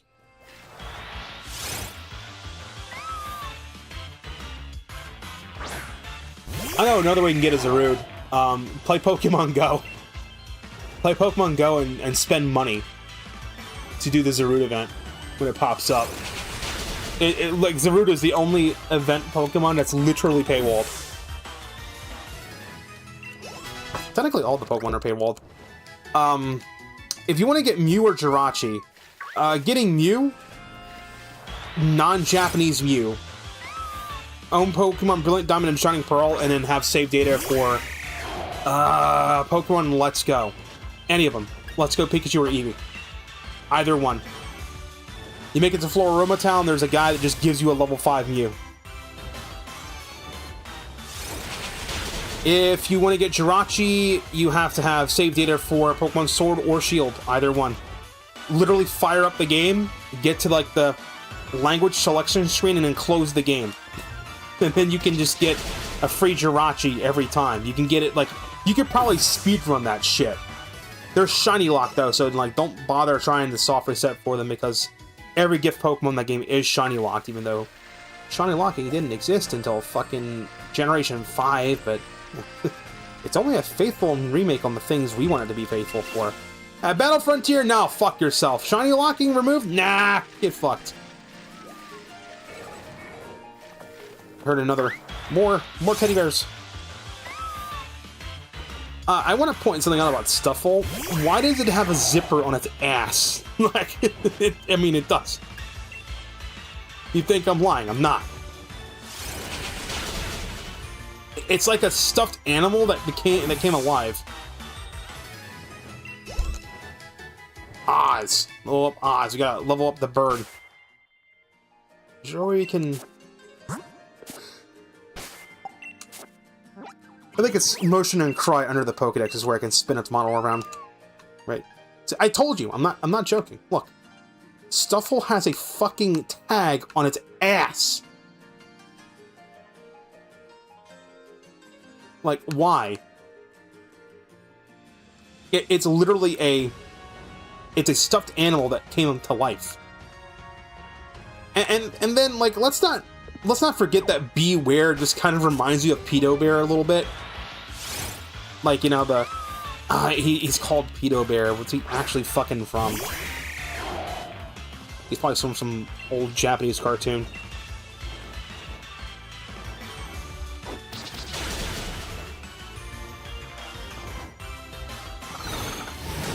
Yeah, let's ask Google Gemini while I kill my phone battery.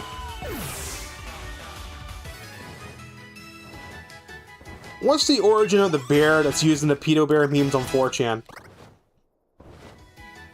The character is originally Kumajiro, a mascot from the Japanese Message Board 2 channel. He was created in the early 2000s as a shift_JIS art character used to mock newbie posters. Oh. 4chan users later adopted the bear, renaming it and associating it with the pedo bear persona to flag or mock inappropriate content. That's funny because the entire fucking site's inappropriate content. Who messes me?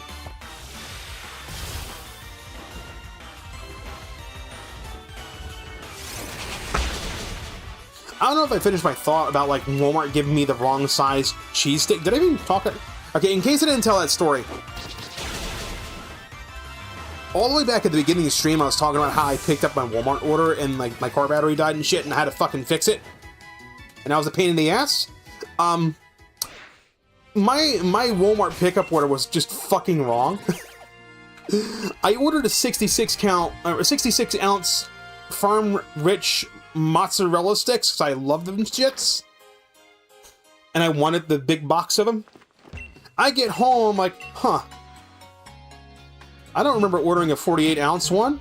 I go check my order, I'm like, yeah, sure enough, I paid for the mozzarella sticks, the 66 ounce one, and they charged me for it. I did tell this story, fuck. I got a refund.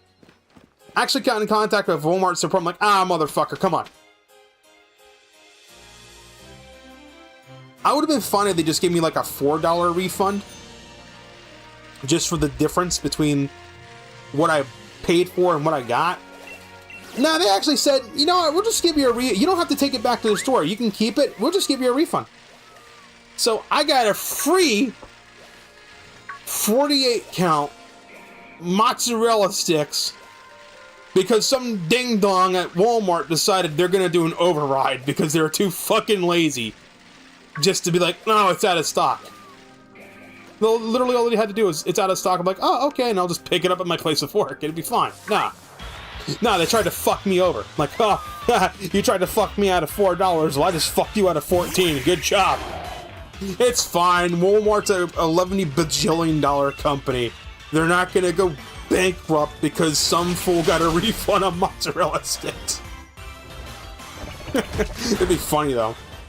It actually would be funny if that was like the one fucking event. Ah, come on, don't endure, you bitch ass. Don't do that. Come on. Now I have to use another pluck on you. And I didn't wanna. I just wanted to knock you out. Be done with it. I'm bullying these guys so I can get the shiny rate increase.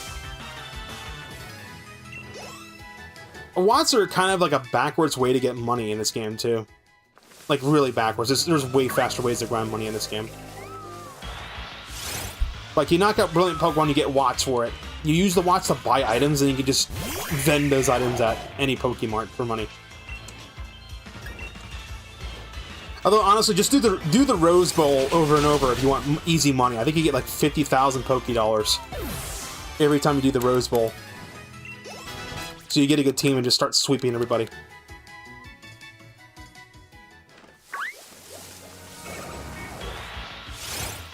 The most interesting Elite Four in any Pokemon game was actually Pokemon Sun and Moon. Because there was no champion. That was the crazy part. Like, every single Pokemon game up to it, it's like, oh, you know, you get the gym leaders, you take on the Elite Four, and then you have to fight the champion, right? In Sun and Moon, because they just started the Pokemon League in Alola, they didn't have a champion yet. So who fights you? The fucking professor does. The professor that gave you the starter, he's like, yeah, you're gonna fight me, motherfucker. And then every subsequent time you go through the Elite Four when you're the champion, you actually have to do like a title defense match. So instead of being like, I'm gonna fight the champion again, no, you are the champion. You go through the Elite Four a second time, you sit in your fucking ice throne like you're some fucker from King of Thrones, and then other trainers, there's actually a specific pool of trainers that will challenge you as the champion of Alola, which is nuts. It's really fucking cool, and they never did it again. It's so stupid. Like, Pokemon Scarlet and Violet are the worst for champion because you can only do it once. So you can only do Paldea champion once. I don't know if you do Star Tournament, if that gives you Paldea champion ribbons, or if it's only with Elite Four, which is once per save.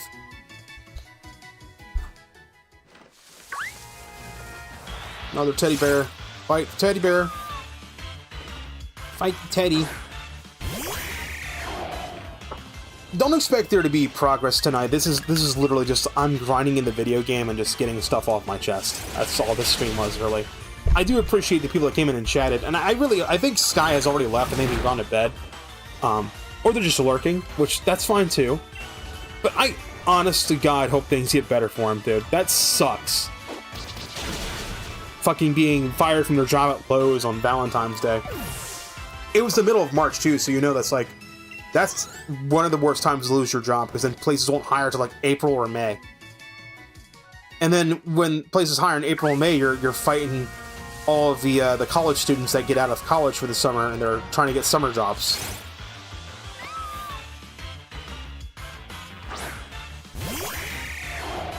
If you have a hacked Nintendo Switch, I know a really stupid way you can earn money. What you need to do is you need to go to Machamps and you need to figure out how much money they're charging for you to gen a Pokemon and then undercut them. Be like, give me $3 and I will gen a Pokemon for you. No limitations on like moves or shininess or held items. It's just give me $3. Venmo me $3 fucking. If you're smart, you transfer the money in Monero XMR. You don't get in trouble for it. If it's in Monero XMR, you can't get charged taxes on it because technically you didn't earn money in USD, so you don't owe taxes on it. And like, even though the government's like, oh, but you own taxes on crypto you earn. Yeah, if they can prove I own it. So if you have crypto in a janitor wallet, so let's say you have a Coinbase wallet or what's the fucking one I use for the Brave Bats? You have to report it on your taxes as income.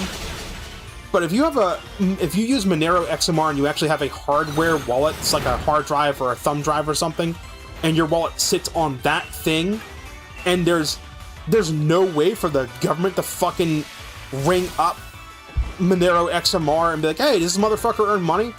Be like, I don't know what the fuck you're talking about, because it can't be traced.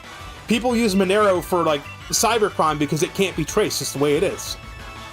Because it can't be traced, there's no way for the government to prove that you earned that money in Monero. The only way they fuck you with taxes is when you turn that Monero into actual money. That's where they get you, when you do a currency exchange. But if you can find some place to use that money in Monero for like actual goods and services, you can circumvent that entire thing. And it's not tax evasion, it's literally a loophole. The government could literally come in at any time and fix that loophole, but until they do, hey man, it's a loophole, use it. Fuck it. I don't think that's fraud though, I don't know. Get with a fucking lawyer before you actually commit to something like that. Or if you do, just shut the fuck up about it and don't say anything. Pro tip, if you're gonna do a crime, shut the fuck up. Don't say a goddamn thing. Because if let's say that you decided to open a Discord, not my Discord, I don't do this in my Discord, full disclosure. Let's say you decide to open a Discord, in this Discord you're running like a free shop for Nintendo Switch games. You wanna know what you don't fucking do? You don't start advertising, hey, join our free shop to download fucking the leak for Tomodachi Life. You don't fucking do that. Because you know what happens? You might think, we vet every person that fucking joins our Discord. One new person joins. They wait like 5 days for other people to join so they don't know it's you. They never talk. They never they verify if they need to. They never talk. They're collecting log data. They're collecting chat logs. They're looking at every person that's running the bot command that download the game ISO or NSP, whatever the fuck it is. And then they fucking then they fucking go to Discord and go, "Hey, this motherfucker's using your service to distribute our IP, and we don't like it. And if you don't stop it, we're gonna fuck you." And then Discord goes, "Ah!" And then they shut it down. And then every single account that was in that Discord gets like the pee-pee poo-poo stain of "you were bad." And then your accounts are at risk of getting banned just for being in the wrong Discord. Because that fucking happens. Which if that happens, just make another fucking Discord account. Fuck it. And when they say, "Why'd you make another Discord account?" Say, "Oh, my current account got hacked." And they go, "Oh, okay." So they don't give a shit. By the way, full disclosure, I would never ever pay for Discord Nitro ever. I will never attach any sort of payment method to my Discord because it's very fucking easy to get your Discord hacked. Like, stupid easy. Like, I'm into cybersecurity, right? I'm studying fucking cybersec. I know good OPSEC. I know how not to get fucking hacked for the most part. But like, if I go to download CPU-Z, for example, and I didn't know, oh wait, fuck, this version of CPU-Z has a day 0 exploit in it because somebody poisoned the repository and antivirus didn't pick it up. Oh, there goes all my fucking login keys for literally every fucking login session that's on my browser. So my YouTube, my Twitch, my Restream, my Twitter, what other cookies am I logged into? YouTube, Twitch, Restream, Twitter, TikTok. Yeah, I think there's sesh tokens for TikTok. I don't think they expired yet. So the TikTok would be gone too. And my Discord would be gone as well. Literally any... it has nothing to do with the password, it has to do with session tokens. If you don't know what the fuck a session token is, sit down, I'm gonna explain it. It's not hard. So, when you log into a website, let's say you go to youtube.com. Everyone's watching on YouTube or Twitch. You log into YouTube, you log into Twitch. Now, wouldn't it just be a pain in the ass if every time you went to youtube.com you had to fucking type in your username and password and then do the two-factor every goddamn time? Like, you closed your browser because you needed to take a shit, and then you open your browser back up, you're like, oh, fuck, goddamn it, I gotta fucking put in my password again? Motherfucker, I don't wanna. That's what a session token is. So, like, when you sign into Twitch, or you sign into YouTube, or you sign into TikTok, the website's like, hey, this is Azura. This is Azura's YouTube. We have proven that this is Azura. Let's give Azura a cookie. And this cookie says, I am Azura, and I am authorized to stream on Azura's YouTube channel and Azura's Twitch channel.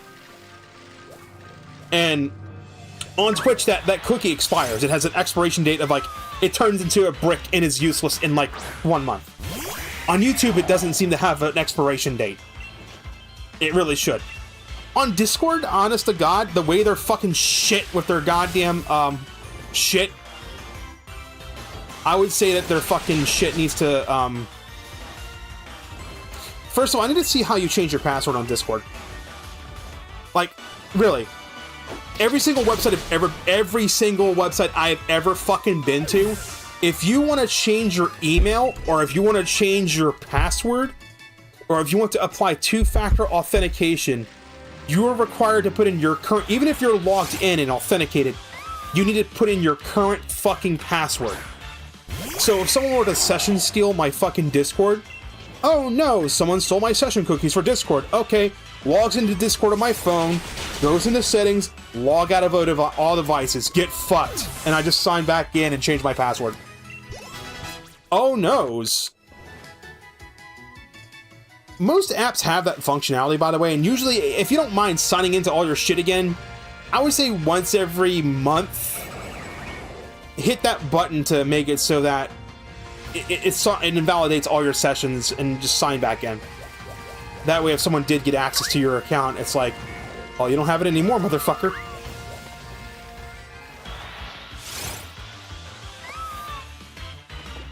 But apparently, like, if someone steals your session cookies on Discord, they can just change your password without knowing your password. They can change your email without knowing your password. How about we just make it on Discord? Can someone at Discord just fucking hire me to be the head of security? Even without the Security Plus certification, I'd fucking know better system security than your sysadmins do. Where the fuck did they get their certifications from? A cereal box? Probably fucking dead. They probably got that Temu fucking certification. They went to Temu and went, Security Plus verification stamp Temu $5. And they just hire a bunch of people from Fiverr to answer the phone if they ever call and go, yeah, it's verified. Yeah, my name is John. I work at Security Incorporated. Yeah, Azura totally is security verified. They worked at Security Incorporated for 5 years. Best system admin ever. I'm not saying you should do this. Is this considered like fraud? I guess maybe. Worst case scenario, you just get fired from your fucking job. I mean, if you're desperate for a job and someone needs they need to have like 2 years of experience on a resume. What you do is you just write on your resume, you make up some bullshit company that does not fucking exist. You go onto fucking LinkedIn, you make a fake LinkedIn account for this company, and then you don't even need Fiverr for this. You could just have an AI do it. You could have an AI answer the phone, sound like a human being, and then when they say, yeah, did Azura work at a Security Incorporated for 5 years? Like, oh yeah. Azura worked at Security Incorporated for 5 years. They are the best employee ever. Never missed a single day.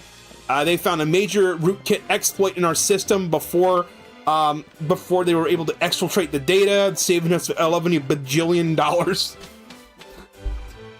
Don't do this. Full disclaimer, do not do this. I am joking. This is a joke. Ha ha ha. Funny joke. Ha ha ha ha. Do not literally do not do this. You will go to jail. Maybe. I don't know. Maybe we'll just get some angry looks and be blacklisted. I don't know. I mean, is it wrong? Yes. Ethically speaking, it's wrong, but when you realize that your boss is usually a Nepo baby, and they got in because they're the boss's kid, and they don't know jack shit about, like, securing a computer system or network, they don't know what the fuck a VLAN is. They think a VLAN is, like, when he calls up his girlfriend to go get cracked. That's right, Unc has learned a new word. Unc has learned a new Zoomer word, cracked.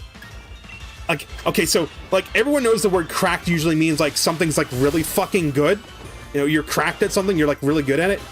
No, when you get cracked, or when you're going to go cracking, that actually means sex. I don't understand the like, plap makes sense, fap makes sense.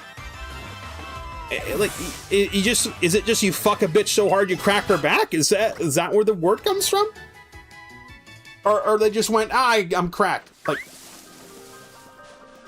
okay, we gotta love this. What's the difference between a male Wobbuffet and a female Wobbuffet?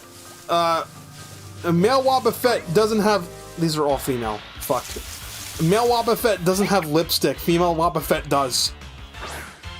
Someone at Game Freak literally went, alright, we need a fucking female sprite for Wobbuffet, what do we do? Literally just fucking lipstick on the goddamn Wobbuffet. It's so fucking stupid, I love it. Like, at least the female Pikachu has a heart on its tail, and that's actually cute, I guess, but like, that's one of the things that Game Freak kind of like half designed.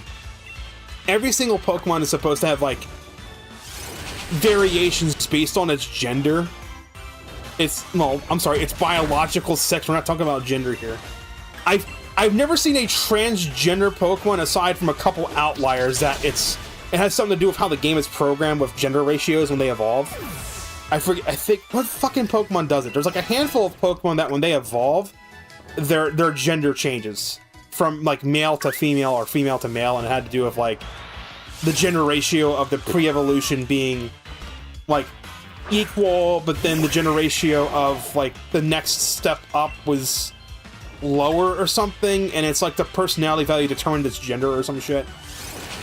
What Pokemon was that? Pokemon that transition when they evolve. Which ones were they? Not species. Transition gender when they evolve. Fucker, which one is it? Okay, Azura was one of them. Azura was one of them. Actually, it's just literally Azura. So, Azura has a 1-to-3 female to male ratio. So, its evolution's Meryl and Azumarill has a 1-to-1 gender ratio. So, when a female Azurill evolves into a Meryl, it usually stays female, but about 1 in 3 female Azurills will evolve into a male Meryl due to the mismatch in gender ratios. The change is based on the Pokemon's attack IV during evolution. If it's high enough, it crosses into the male range. Was that fixed? That might have been fixed. Because if it's attack IV, we're talking about Generation 2. I'm going to double check on Bulbapedia real quick. I think it's in our trivia, right? Azurill has the lowest base stat of all normal and fairy types. It sucks. It has the lowest baby stat of baby Pokemon. No wonder it looks like a fucking crybaby.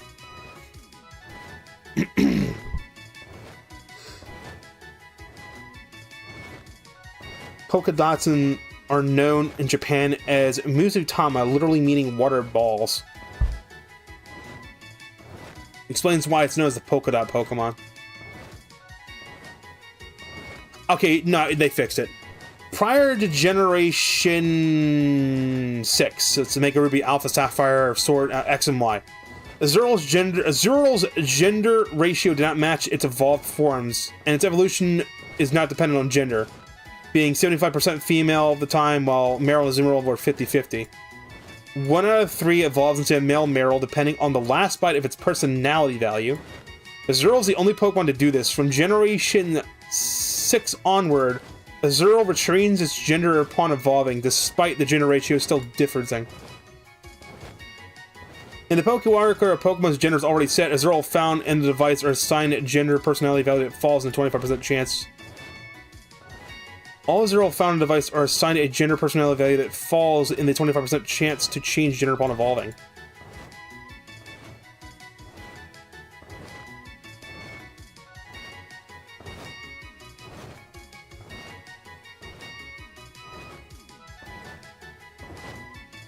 So it's only Azurill. And they fixed it. Does that mean, like, all the alphabet people can get mad at Game Freak for, like... We literally had a Pokemon that was trans representation. Azurill was a trans representation Pokemon. And then Game Freak went, oh, nope, that's a glitch. We gotta erase that. And they literally erased transgenderism. Fucking Pokemon kids.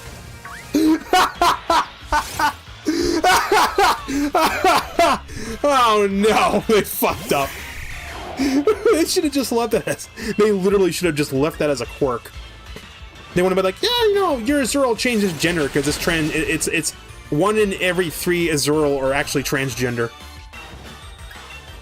They should have left that as a... I mean, come on, we have a Pokemon that's a literal fucking, like, sex goop that's primarily used for breeding and only breeding.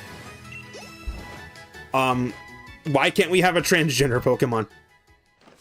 Jerry Parker, what's up, man? Just playing some Pokemon. So why is bro? No, bad touch. Rape, stay away.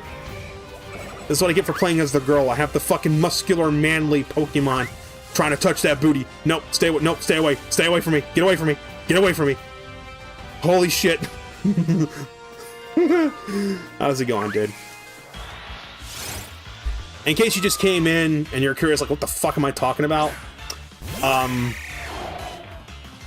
I speak the English. I don't speak the Japanese. That's what you mean by the question mark. Oh, is the game good? Yes. It's a Pokemon game. It's an okay game. The DLC really saves it, though. I'm trying to avoid the DLC and do it until I beat the main game, though, because if you just do the DLC as soon as you can get into it, you can literally face roll the entire game, and it makes it like not fun anymore. Like, yeah, you might think having a level 75 Suicune in like 5 minutes, not 5, wait, like 30 minutes. Getting a level 75 Suicune in 30 minutes might be fun, and it's fun for like the first hour, and then it's not fun anymore. It's like, oh yeah, great, let me fight this weak ass trainer. I'm gonna one shot with my Suicune. You get a favorite Pokemon? Snorlax. If you want to give me a creepy answer, Gardevoir. Why Gardevoir? Why the fuck do you think Gardevoir? So my creepy answer is Gardevoir. My based answer is Snorlax. Snorlax is my fucking spirit animal, dude. I am basically the embodiment of Snorlax. Bro does 2 things: eat and sleep. That's what I do. When I retire, that's what I will do. I will eat and I will sleep.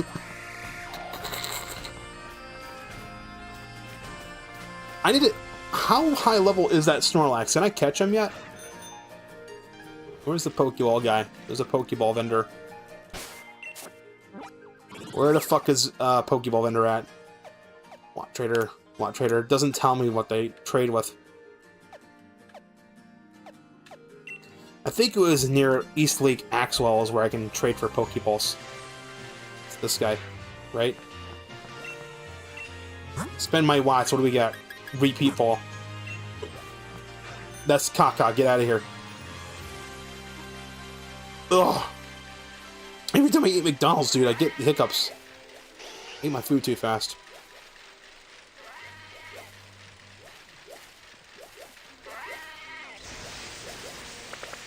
I'm trying to remember why I'm playing this game again. I think it's just been a minute.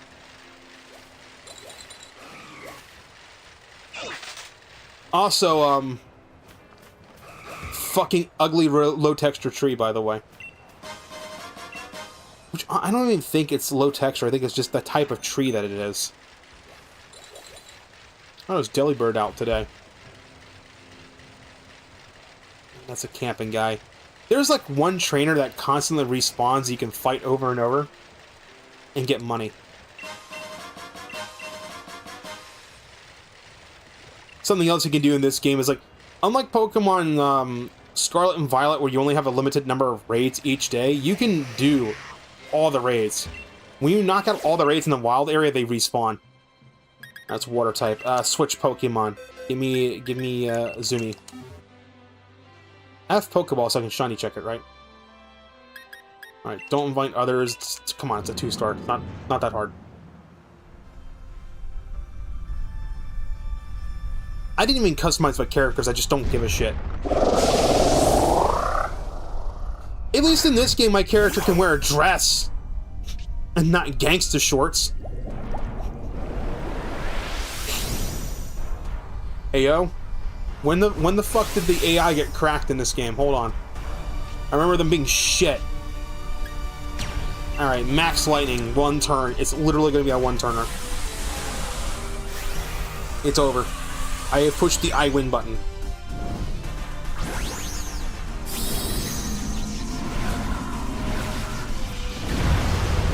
I always struggle with, like, I think I could do 3-star and 4-star raids solo, but like as soon as you 4 stars are iffy, 5 stars are just fucking impossible. The AI is too stupid.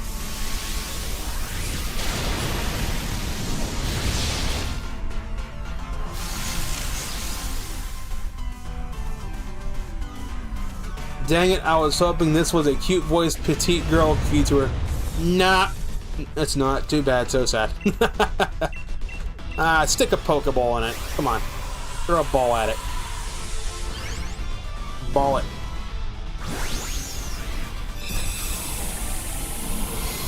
You know what they say, you want to stand out on streaming, you gotta niche down. Well, you can't niche down any further than guy using a cute anime girl avatar, right? That's playing, like, a children's video game at, like, 1 o'clock in the morning, East Coast time. Also, your name is what was it? Hagker. Why would you be looking for a cute, petite anime girl? Wouldn't you instead want to be looking for like a 30+ anime girl? Because I imagine your name is like Hagher. That's like Hag Taker. You'd want to go for hags. I don't know about you, bro. Like Marine, I would Marine. I don't care if she's like 35. Bitch, she's my age. Get in my bed. Hop in my bed. I probably couldn't handle her. Honest to God, I'm so out of shape. I could not handle Marine. She would be the death of me. But motherfucker, it'd be a hell of a way to go. It's not shiny. Fuck it. Oh, it stands for something else. Oh.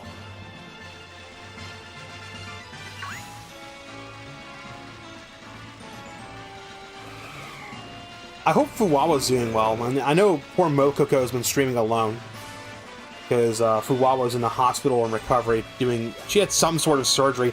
I'm curious what kind of surgery she had, but she doesn't want to share. She just said non-life-threatening surgery, but it's something that needed to be done. And it's something that needed to be done that left her laid out for a whole month. I don't think that's tonsillitis, is it? How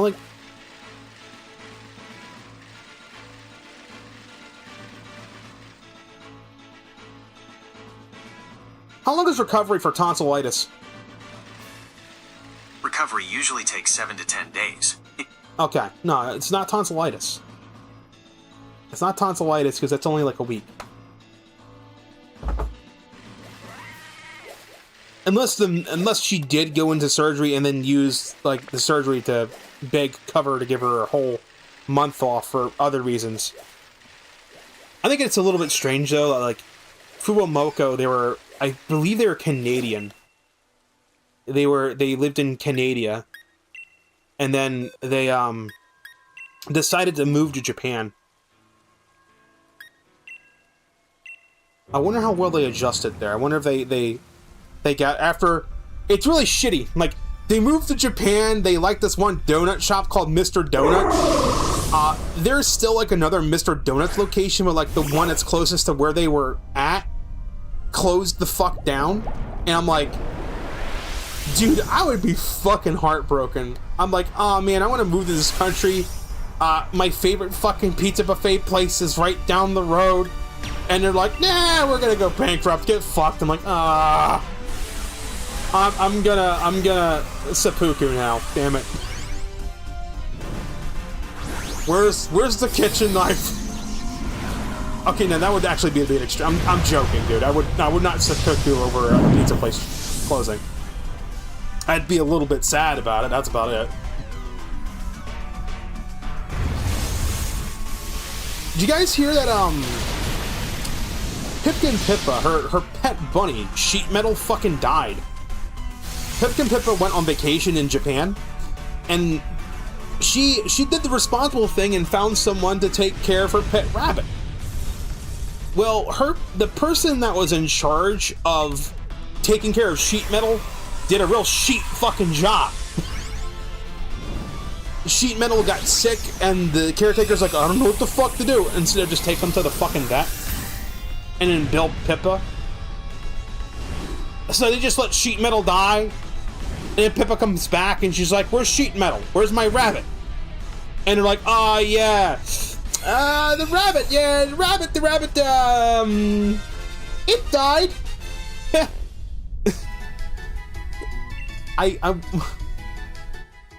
I'm joking about it, but it's fucking horrible. this is how I talk about dark subjects, dude. I joke about it. If that offends you, sorry. Is that Dreepy? Is Dreepy out here? What is this thing? What's floating? Oh, it's a Wingle. Okay. But that's kind of fucked up, dude. I would be so... Ooh. I'm not saying I would physically harm someone if someone, like, did not take care of my pet that I paid them money to take care of. I am saying I'd contact Phoenix Wright and sue the fucking pants off them, though. I'm like, oh, you have a house? No, you don't. It's my house now, bitch. You paying me rent. And I'm deciding to jack your rent up. Because it's my house now. You're just living in it. Oh man, you gotta check up, you gotta take my house away from me, now you gotta charge me $11 million to rent. I don't know, maybe you should have thought of that before you killed my rabbit, bitch. It's not rent, it's called the rabbit tax. Tax on the rabbit you didn't take care of, bitch. Oh my god. Can I catch a Snorlax or is it strong looking? Ah, it's strong looking. What level is it? What level is it? I mean, I'm not gonna be able to catch it, period, but what level is it? What level is my bear? 36. Alright. Close and reopen. Well, it's 1 o'clock in the morning. Let's go on for 30 more minutes. I still got a little bit of yaps in me, but I gotta settle down. I gotta go to sleep very soon. I gotta take a relative of mine to a doctor's visit. Hopefully, my car fucking starts tomorrow, because I'll tell you right now, dude. Motherfucker, if I went through all this trouble to install a car battery for the first fucking time, and that shit don't crank, I'm gonna fucking do something stupid. I don't know what it is. I just know it's gonna be stupid and probably very illegal. Mario's gonna do something very illegal. You know, wait, I just realized. Because the guy's name is Paper Mario, I wonder if I could find the TikTok of the guy lighting the shit on fire and just, like, superimpose Paper Mario's face over it and just put in, like, the audio clip of Mario's gonna do something very illegal. Hello, it's me, Mario. They don't have to pay Mario for enough for this shit. So now, Mario's gonna do something very illegal. Woohoo! And it just splits it on fire. Fucking fireballs and shit. Just make a joke out of it. Piss some people off. It'd be fucking funny. If I don't get a 1-day suspension on TikTok for it, then it wasn't funny enough. Okay, I wouldn't want to get suspended on TikTok. That would actually, like, fuck me up, but still. I'm just like, fuck it. Where's the Pokeball guide I can buy Pokeballs from? You? Timer ball. Not you. Oh, man. Mario's gonna do something very illegal. I'm over here. What would be the next thing, right? We had somebody whack a we had Luigi whack a CEO of insurance company. We had Mario like use fire flower fireballs on a warehouse, and now it's actually resulting in a bunch of copycat people doing it because like it literally is just taking like one spark for people to lose their shit. Like the amount of people fed up with the way shit is so palatable. Like the angst's not the word. I don't know how to word it. The amount of shit people have dealt with has gotten so bad that you can just hear the cracks forming in the walls of all the shit that it had to deal with. The cracks are cracking, the shit is leaking through the walls. And shit's gonna go everywhere. It's gonna hit the fan, it's gonna hit the cat, it's gonna drown the dog. We're gonna be swimming in the shit, dude. It's gonna be terrible. Oh. I just hope that when Paper Mario decided to light fire to that place, I hope nobody actually got hurt or died. Like, if it's just property damage, my response is good. fuck them. But like if somebody actually got hurt, I'm like, that's fucking terrible. Like I draw the line at like personal injury. I really shouldn't be being like, you know what, it's good that the fucking warehouse burnt down, because honest to God, anyone that was working that job now doesn't have a job. So like, one guy got pissed off he wasn't paid enough, so he sets fire to the whole place. You wanna know what happened? Every single motherfucker that wasn't a middle manager doesn't have a job anymore. They literally lost their job. Yeah, sorry guys, we have to like lay every single person off because there isn't a warehouse for you to work at anymore. So, sorry. Go blame Paper Mario.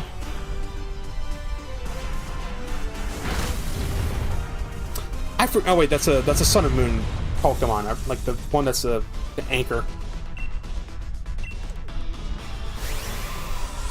I wonder how hard it would be to assemble a team, like a Pokemon team that's like pirate themed.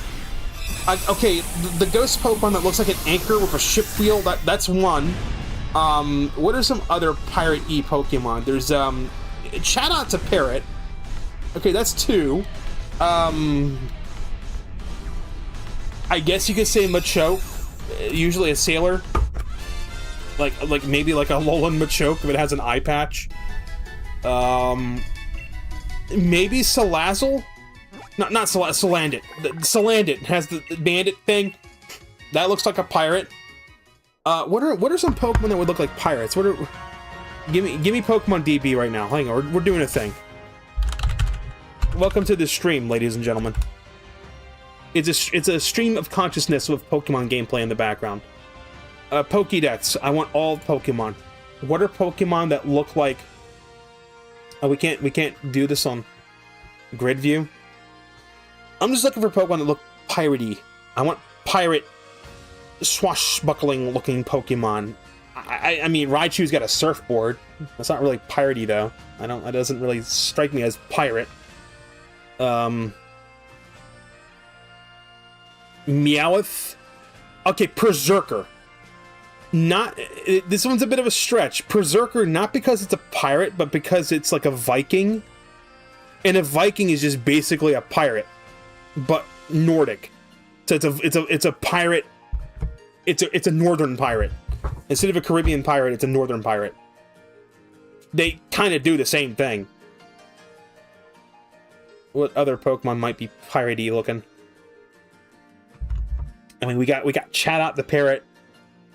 We got I forget the name of the Pokemon that's the anchor. That one's kind of piratey.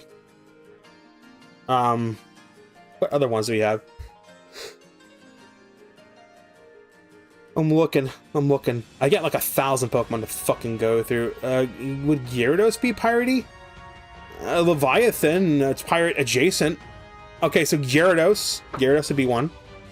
Gyarados is like a pirate in terms of it being like Leviathan. So it's not really a pirate, it's just like a mythical creature related to piracy, which is the Leviathan. What are other Pokemon that look piratey? I'm gonna just throw Feraligatr on there, because Feraligatr is just badass looking. And he looks like he'd probably be a pirate. Just give Feraligatr an eye patch. Dude's literally a pirate. So, Feraligatr. What other piratey Pokemon do we have that a pirate would have? They're mainly gonna be like... Okay, like, maybe Wingull or Pelipper, but I don't know. That's more of just, like, nautical. So probably not. No legendary Pokemon, though. I'm trying to be, like, non-legendaries here. Trying to assemble, like, a pirate-themed team. I don't think it's any of the Gen 3 Pokemon. Nothing here really strikes me as pirate. Which is... Wait, no. Sharpedo. That's pirate. It's literally the ace for one of Team Aqua's admins is Sharpedo. All right, so we have. Where's my notepad? Give me a notepad. Let's notepad it up. Let's write down our piratey Pokemon team. Pirate Pokemon team. Sharpedo is one. Chatot Chatot, Chatot, that's 2. Squawkabilly isn't, is Squawkabilly a pirate? A parrot?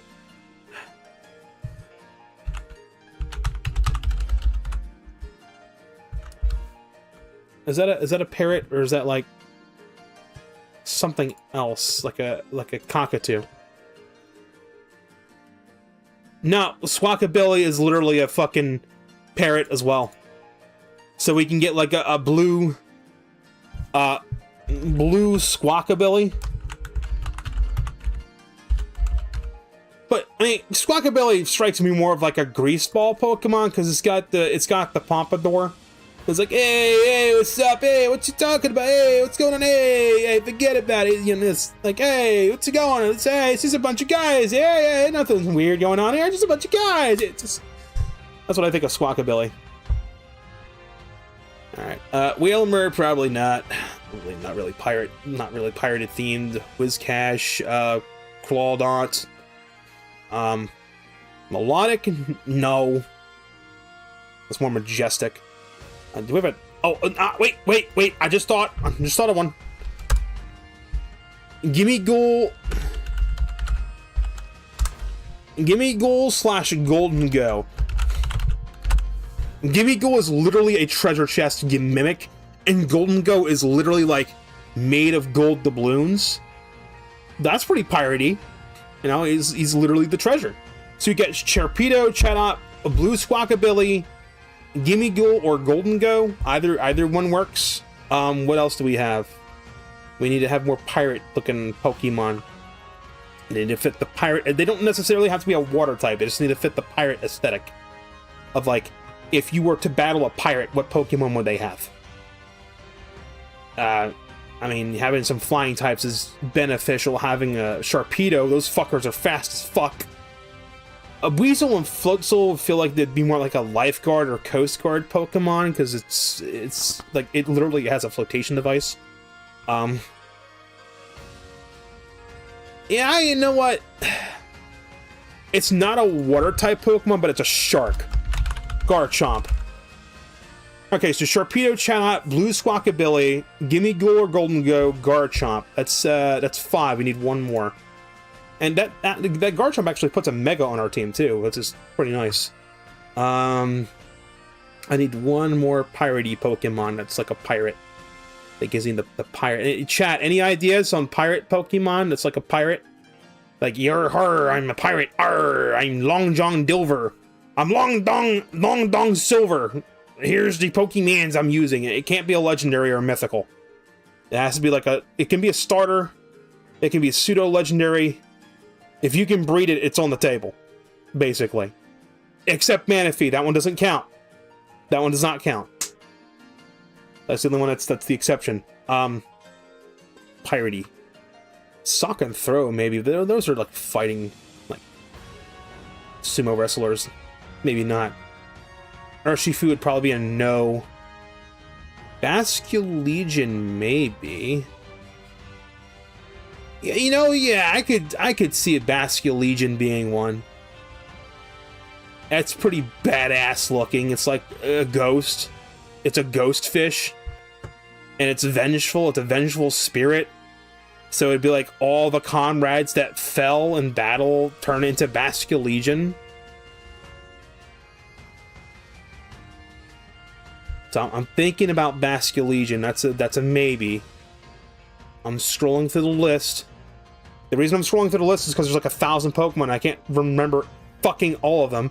By the way, the most satanic Pokemon is Vivillon. Its Pokedex number is 666. I'm not joking. Look it up. A Pangoro? Nah, it's Kung Fu Panda. Honed Edge, maybe. It was Swashbuckler, Honed... What's the... Nah, we already know what the last Pokemon is. The fucking Anchor.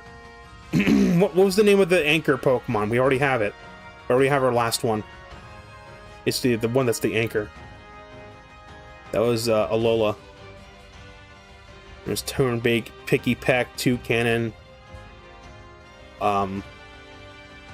Cutie Fly. I might drop like one of the birds.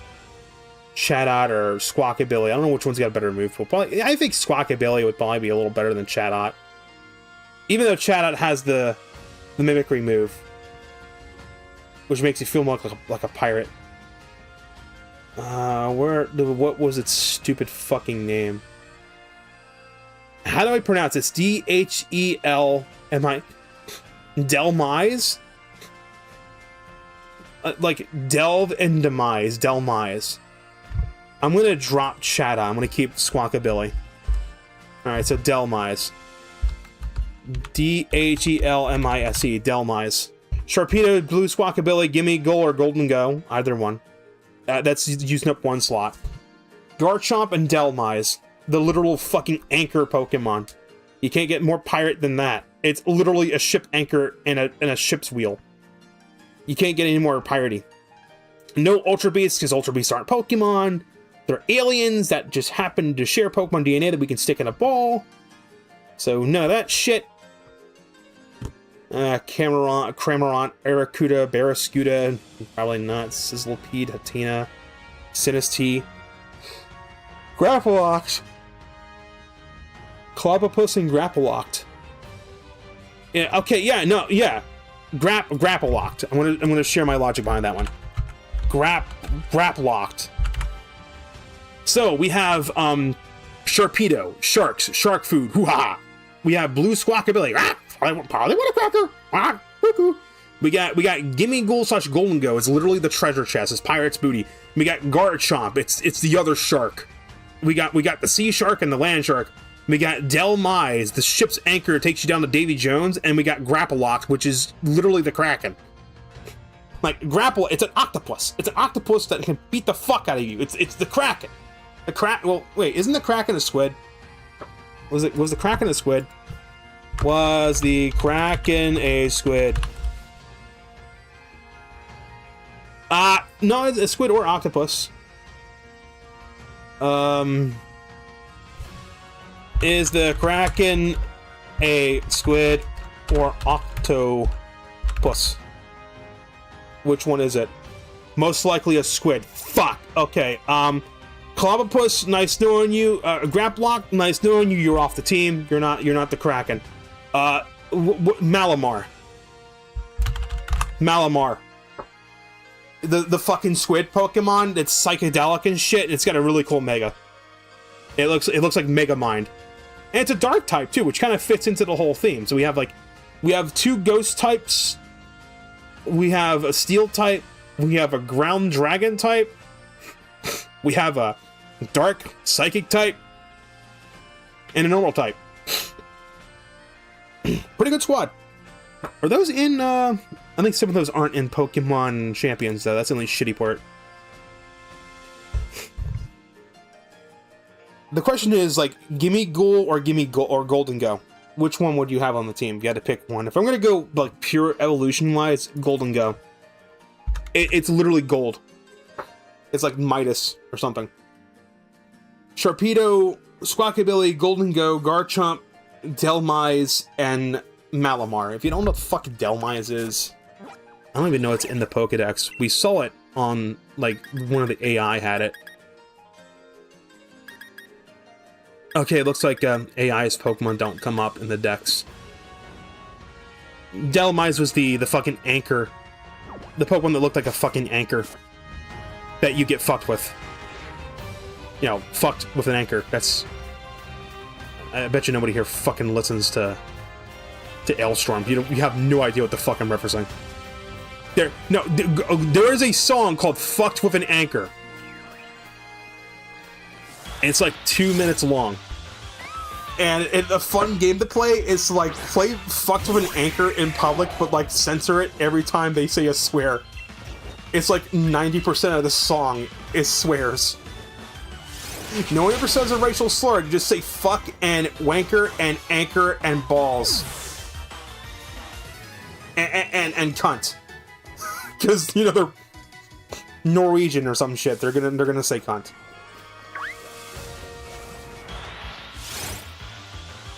If I played that on stream, I would get banned. Because there's just so many swears in it. It would. I don't think Twitch or YouTube would appreciate it. Even though the song is literally on YouTube. Go type in Ailstorm. It's like Maelstrom, but ale instead of male. It says Ailstorm fucked with an anchor. It's an actual song, it exists, and it's fucking funny. Just listen to all of Ailstorm, by the way. Just if you want to have some fucking, like, when it becomes summertime and I'm thinking of like beach shit, I'm thinking of just Ailstorm. I can't, the only song I can name by name is Fuck with an Anchor. All the other songs are like, yeah, that's the song that goes about singing about sailing to the edge of the world. Or, like, oh wait, no. I know one other song I named by name is Wooden Leg. And it's... Was that Fucked With an... No, that's different song, different thing. Wooden Leg. And then there's Winches and Mead was the other one. So Fucked With an Anchor, Wooden Leg, Winches and Mead, the English version, not the Swedish version. Because I believe they are Swedish. What's the fucking other one? Some beer. We're here. I think it's called "We're Here to Drink Your Beer," right? That's what that one is. Oh yeah, I couldn't forget fucking Mexico. the most memed fucking song that isn't the cover for Piece of Cake, the Bake a Pretty Cake. I mean, no, not the one. Fuck. You Are a Pirate. Not counting the Ailstorm's cover of You Are a Pirate from Sleepy Town. Fucking, what's like Hyper Voice? Okay. It would be, I already forgot the name of the fucking song, bro. I was going on about how it's meme-tastic, and then it's gone. Yeah, I remembered. Mexico. I mean, one of the lines in the song Mexico was like tequila in a donkey show. You can't get any more fucked than that. Ugh. Shit.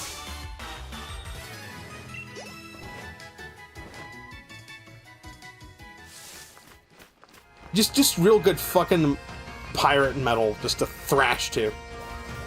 We're here to drink your beer. I don't even drink beer. But we are here to drink your beer.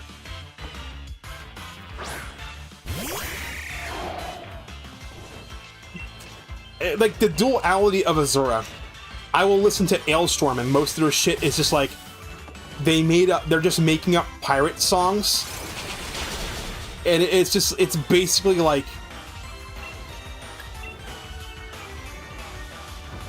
I can't complete the sentence, I don't know what it's basically like, sorry. It's just nonsensical songs about, like, being a pirate and going into taverns and drinking all their beer and taking advantage of all the bard maids. And then, like, when people are like, hey, you can't touch our women and drink our beer, like, arr, fuck you, matey. I have a gun, and Mr. Shooty says I gets to drink all your beer, yarr. And your mistress is a coming with, oh, if I may, arr. And that's their whole shtick, and I love it. But then on the other side of things, I'll listen to Sabaton, which, unlike Ailstorm, which is just yo-ho pirate metal, Sabaton is actual fucking historic war metal. It's like they will write songs about wars, actual wars that have happened. There's like one song they keep changing the lyrics of because it was like historically inaccurate, so they kept changing it to make it historically accurate. I can't remember which fucking song it is. Let me see if I can remember a single name for a Sabaton song, because I listened to a fuck ton of them. It's like, it's one of those things where I'll listen to the music and I'll enjoy it, but I won't know the fucking title of it.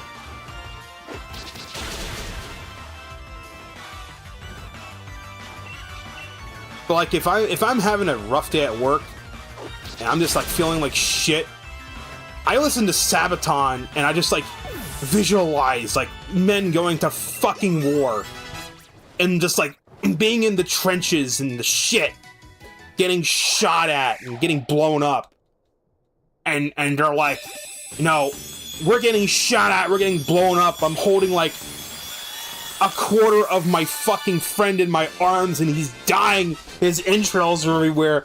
But god damn it, we gotta fucking fight the Germans because we can't let the Nazis win or some shit. And that shit will just psych me up. It'll literally psych me the fuck up. Like, fuck yeah. I can go through my shitty day because at least I'm not getting blown up. So there's another one you can listen to, is Sabaton. Which I didn't even know what the fucking word Sabaton meant. I thought it was just a nonsense word. It's some type of armor.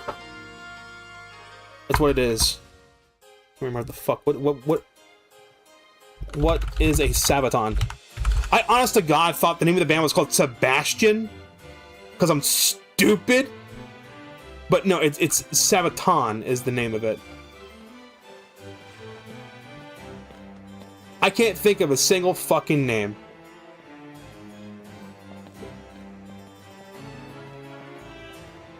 Of any of their songs.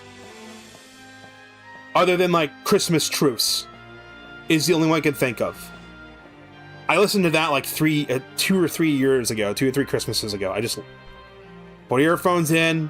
We're driving to my grandparents' house. I just listened to Christmas Truce, and I'm like, that shit brought me to tears. It was great. What the fuck was a Sabaton? Oh, it's a foot armor. Okay. A Sabaton is a knight's foot armor. A Sabaton or solret is a part of a knight's body armor that covers the foot. So it protects your toes, protects your grippers. Boot armor. Yer matey, you keep talking that mad shit, and I'm gonna plant this Sabaton right up your bum. Arr. I'm not on any sort of medication, in case anyone is wondering. I'm not like, I know my tooth is like broke or some shit. I'm not in any sort of pain. I'm not hallucinating. I'm just like this, bro. It's just how I am. Rika Tika. That's a fun name, dude. Rika Tika. Rika Tika Ekum Bokum. I don't know, it just reminds me of like Ekum Bokum, Banjo-Kazooie. They say, hello, hello, how are you? It is shouting. It's a little late in the night to be shouting, but hello. I was just talking about Sabaton and Ailstorm, like the two non-video game music that I listen to, because that's funny. Yeah. Oh, speaking of Ekum Bokum, I can't do Corona's voice. I'm sorry. Ekum Bokum.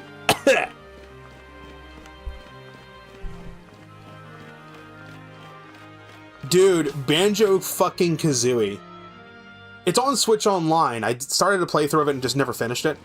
Banjo-Kazooie, Banjo-Tooie, great fucking games. Banjo-Kazooie Grunty's Revenge... If I were to rank them, Banjo-Tooie, Banjo-Kazooie, Banjo-Kazooie Nuts and Bolts, and then Banjo-Kazooie Grunty's Revenge. Like, Grunty's Revenge is... Why does it exist? It wasn't even made by Rare, it was made by THQ. And then there's Banjo Pilot, which is weird. Dude, alright. Okay. I used to hold the opinion that Nuts and Bolts fucking sucks. Used to. I'm gonna make some enemies with this take, I do not care. The Legend of Zelda Breath of the Wild is basically Banjo-Kazooie Nuts and Bolts for Legend of Zelda Change My Fucking Mind.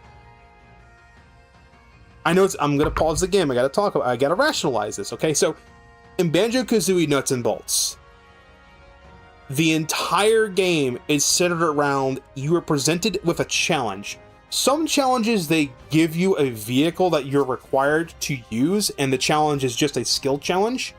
But then there's a lot of other challenges where you're able to freely select a vehicle. And like every single one of those challenges where you can freely select a vehicle, you can just jump right into Mumbo Motors.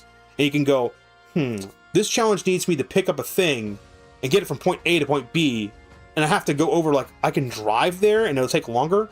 I could get like a airplane or a helicopter, but it's going to take a lot of fuel. Like, Tears of the Kingdom is nuts and bolts at its fucking core. Most of the fun in Banjo-Kazooie Nuts and Bolts was the sandbox aspect of building a wacky fucking vehicle and seeing if it works. Nuts and Bolts actually had more physics simulation than Tears of the Kingdom. Tears of the Kingdom was just like, let's just do Breath of the Wild again, but then, like, give you the ability to build a vehicle. And when I played through Breath of the Wild both times, when I played through Tears of the Kingdom, both time I played it, I didn't really use the fucking vehicles that much, aside from the hover bike that everyone makes to fucking kneecap the exploration aspects to get to the shrines easily.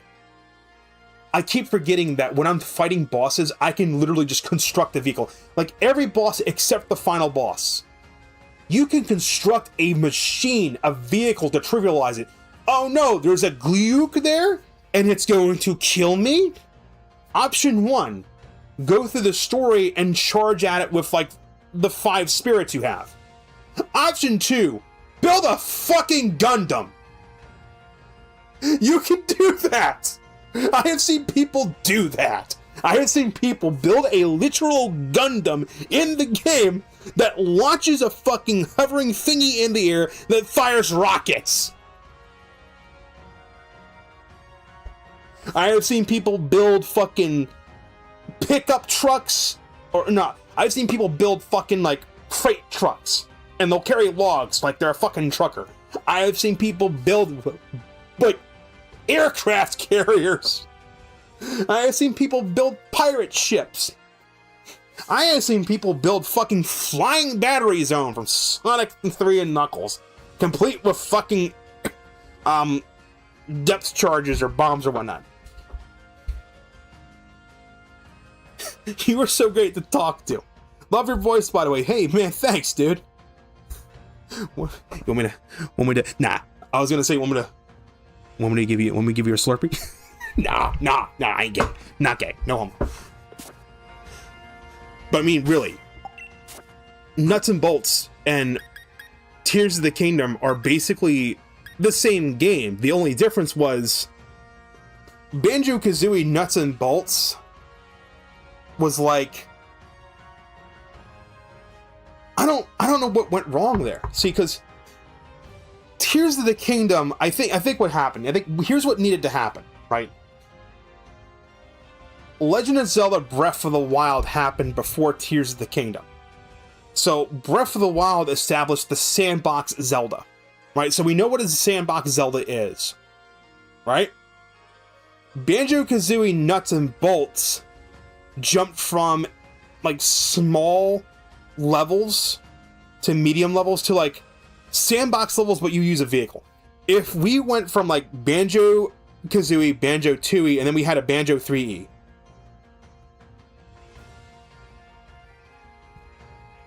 If Banjo 3E came out and it came out on the original Xbox, and it was like the levels were like really large and it was like a sandbox, and you could tackle, and you condition the players to be able to tackle the jiggies in any order, in any way they want. So, like, okay, like in Banjo-Kazooie, there might be a jiggy that's on top of a platform and there's like 2 ways you can get to it. In this hypothetical Banjo 3 that would be on the original Xbox, what would happen is there'd be like, okay, it would be just like Super Mario 64, where the star is get here, and you can take the intended path, or you can take like the hundreds of different ways to get there that might be quicker but more risky. Condition the player to think like it's a sandbox where there's no wrong answer to the question. Then after you did Banjo 3E, you bring out Banjo-Kazooie Nuts and Bolts. So your players that are already conditioned to thinking outside of the box when it comes to getting a jiggy, they then go, oh, they're challenges. And now instead of the jiggy being the objective, it's clearing the challenge is the objective. And now, instead of relying on my moves, I have to think of, like, what kind of wacky vehicle do I make?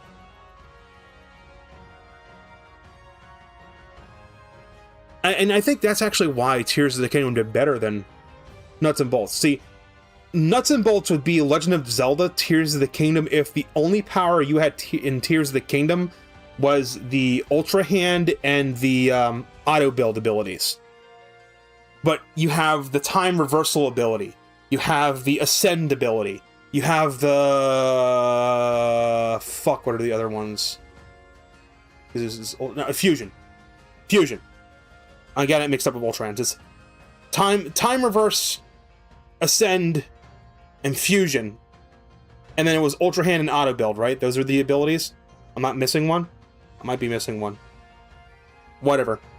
Imagine if, like, the shtick you get from Mumbo and Mumbo's motors, if it could be upgraded with other abilities.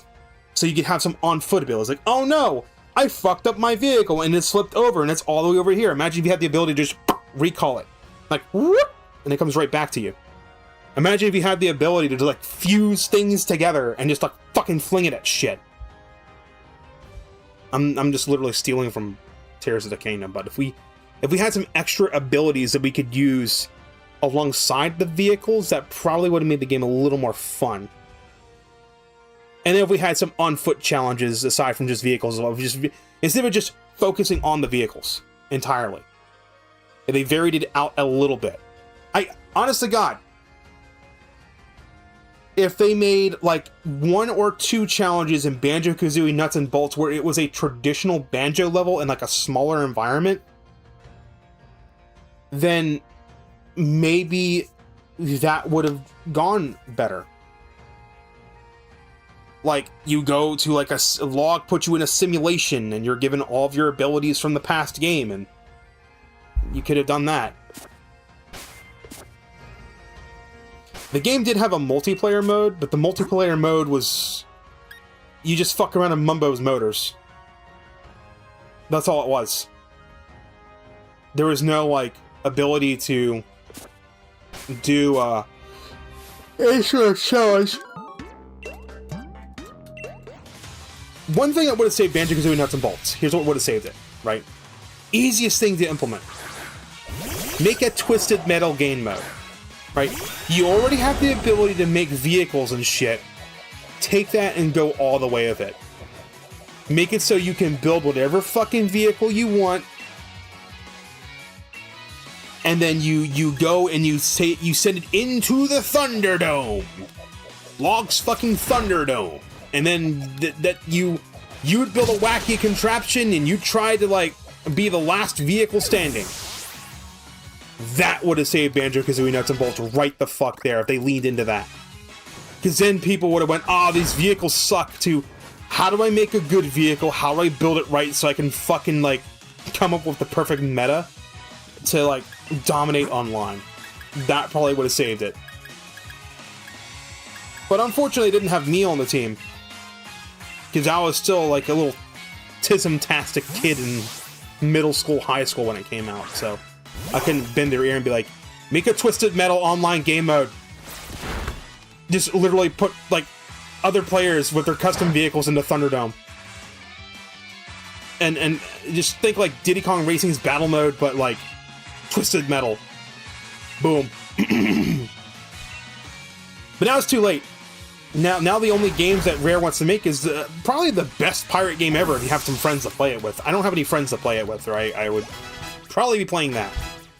And I'm not talking about the fucking shitty pirate game that Ubisoft made. I'm talking about the OG pirate game, Sea of Thieves.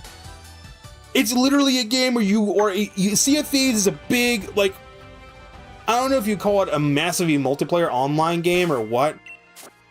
It's kind of similar to, like, Rust in a way, but instead of building bases, you build a pirate ship, and you go from island to island, and you sail the seas, and you go to islands, and you dig for treasure, and then you go to other people's islands, and you raid their fucking pirate bases for shit, and then you got, like, fucking ocean battles, where you actually shout out commands to your friends, that are crewmates. Like, you can't man a ship yourself. One person has to steer the ship, one person has to, like, man the sails, a couple people have to man the fucking cannons, and you literally have to shout, like, fire starboard! Fire port! You're batting down the hatches! Way anchor!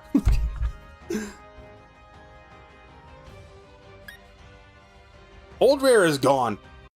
You wanna have old rare. You want old rare? You want a game that's close to it? Here you fucking go. Yuka replay. You go play it. Microsoft ruined rare. No, not really. No, not. I don't agree with that. I don't have Ukulele and the Impossible Lair installed. I guess not. If you want Banjo 3E, play like. I already described, like, they should have released Banjo 3. If you want to know what Banjo 3E would have been, play Yuka Replay E. Sit down and play it. Actually fucking play it. Don't play it for 1 hour, dedicate a week. Play Yuka Replay E. Then ask yourself the question, imagine instead of it saying Yuka Replay E, imagine it said Banjo 3E. Because that's basically what Yuka Replay E is. It's Banjo 3E. You've 100%. Have you 100%ed the original, or have you done the Replay E? Because I have the original. I dropped it, but I'm enjoying Replay E a lot more. Aren't they making another Ukulele game? Oh, you've done both. Have you played the Impossible Lair? That's fun, dude. I love the Impossible Lair. Spoiler alert, the Impossible Lair isn't actually impossible. It's almost impossible. You could, if you were skilled enough and you know what's coming up, you could just go through the Impossible Lair with no bees at all. There's actually an achievement for doing it. I would not recommend trying to go for that achievement. You'll pull your fucking hair out, but you could do it. Wouldn't recommend it. If you do plan to do it, have a really cheap controller that you don't mind breaking. You're gonna go through like 3 of them. I'm just telling you, a controller is going to go through a window. It's going to go out a window because you're gonna get mad. You can get very upset. But yeah, it's fun. Let me save my game and wind down for the night. We can yap for a little bit. And talk about some games on my Nintendo Switch. Which ones I'd recommend playing, which ones I'd be like, yeah, you can pass on it. Right. But dude, I need to sit down. I need to finish Yuka Replay E. I think I've deleted my save data because I haven't played it in so long. I don't like to keep save data for games I haven't played in a long period of time. I usually like to start fresh. Just ignore what was on streaming. This is a lost cause. In fact, you just delete the group. Delete that group. You don't need it. Now playing digital. These are the games that I'm actively planning on playing through. If I buy a new game, it goes to the top of the stack, by the way, so like, Pac-Man World and Persona 3. I haven't launched Persona because I know it's going to be a bit. But that's what I've been playing. So we got Pac-Man World 2 Repack. It's got Sonic levels in it. The Sonic stages kicked my fucking ass. Like, Jesus Christ, it's hard. I've actually played the original Pac-Man World 2. And there are some differences in the levels. Like the forest levels, the first and second level are definitely different than well, no. I think they were the same. There's some changes in levels. It's not exactly 1-to-1. So if you played the original, you'll kind of know what's coming. But there's some, I think Spooky Island, like the Ghost Island, the last fucking world in the game is completely different from the original game. You still have the arcade games. I know I'm in the Pokemon category. Let's just fire the game up. Fuck it, I don't care. We're wrapping up anyway. I just want to show. I want to show this craziness off. Maybe I'll stream this tomorrow. If I feel up to streaming tomorrow, maybe we'll play some Pac-Man World 2. Pac-Man World 2. Game's really freaking loud. Let me turn. Where's the volume? Waka waka waka waka. Oh, one complaint I have about Pac-Man World 2 Repack: Pac-Man doesn't shut the fuck up, and he's very annoying. So like, just go into options and go to voice volume and just like turn it all the fucking way down if you value your sanity. Yeah, it was on PlayStation 2. It was on GameCube. Pac-Man World 3, oddly enough, was on Nintendo DS. Let's go to Pack Village real quick. In case anyone's wondering, are the arcade games still in Pac-Man World 2? And yes, they are. You go over here.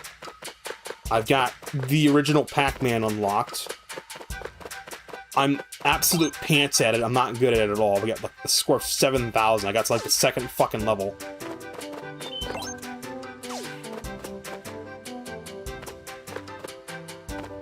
I think the other arcade games is like Pack Attack is one of them, and there's like, what's the 2.5D Pac-Man one? Is the other one.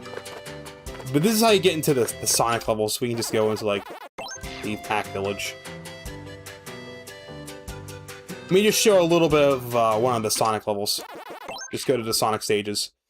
$11 was this DLC. And it's actually really fucking fun. Let's go. Let's go. We're gonna... I know we're in the Pokemon category. I'm wrapping up stream. I just want to show this out. Rolling around on the island.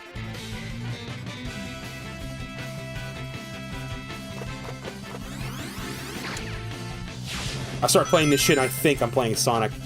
You might have noticed that Pac-Man's health is normally segmented into like 3 segments. You only have 1 segment. In the Sonic stages in Pac-Man World 2, your rings are your health. So if Pac-Man gets hit when he doesn't have any rings, just like Sonic will fucking die. So you gotta hold on to the rings.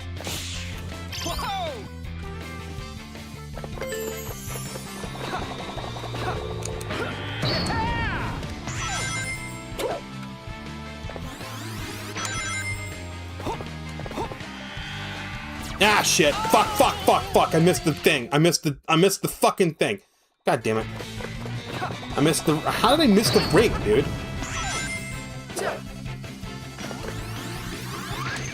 The only thing that trips me up is when you do the rev roll in... Oh, what the... Dude, I had a ring! Fuck off! Really? I had a fucking ring, dude, and I got hit right when I got the ring. So I died.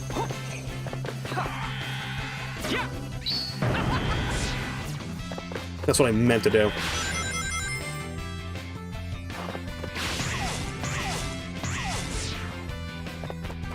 The stage seems fucking easy. No, it'll kick your ass later on, trust me. This level pulls out some bullshit later.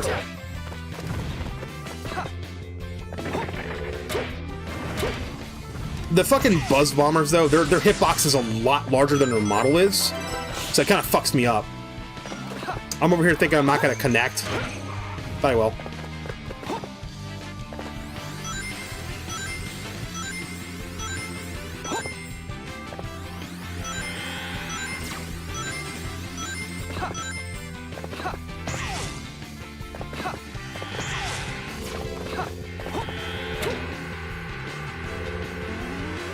Oh, that's a great sound effect. I love that. Yeah, this is what modern Green Hill sounds like. From Sonic Generations, which I have that game too.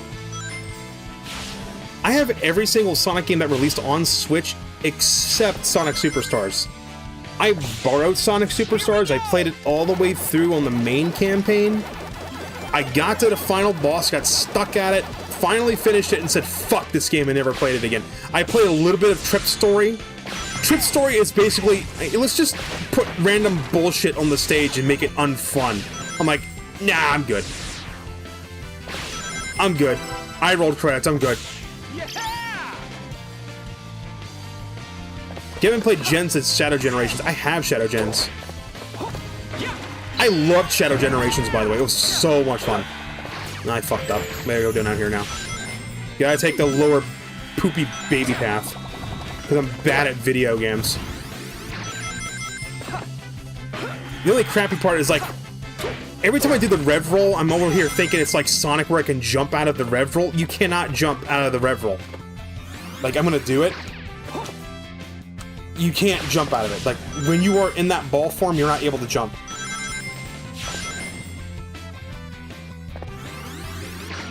Okay, I'm not gonna lie, there's actually some segments of the stage that are literally lifted from Sonic Generations.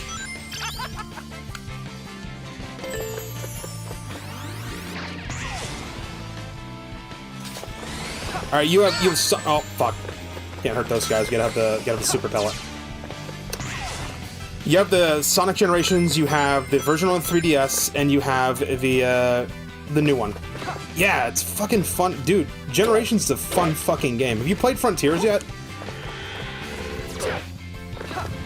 I'm not thinking of Sonic Forces, I'm thinking of Frontiers. That's the one that has the VR spaces. Sonic Frontiers, if you played it and you haven't like played it again recently, they like I think a year after the game came out, they released like free DLC for the game. Alright, this is when I lose like 50,000 fucking lives, by the way.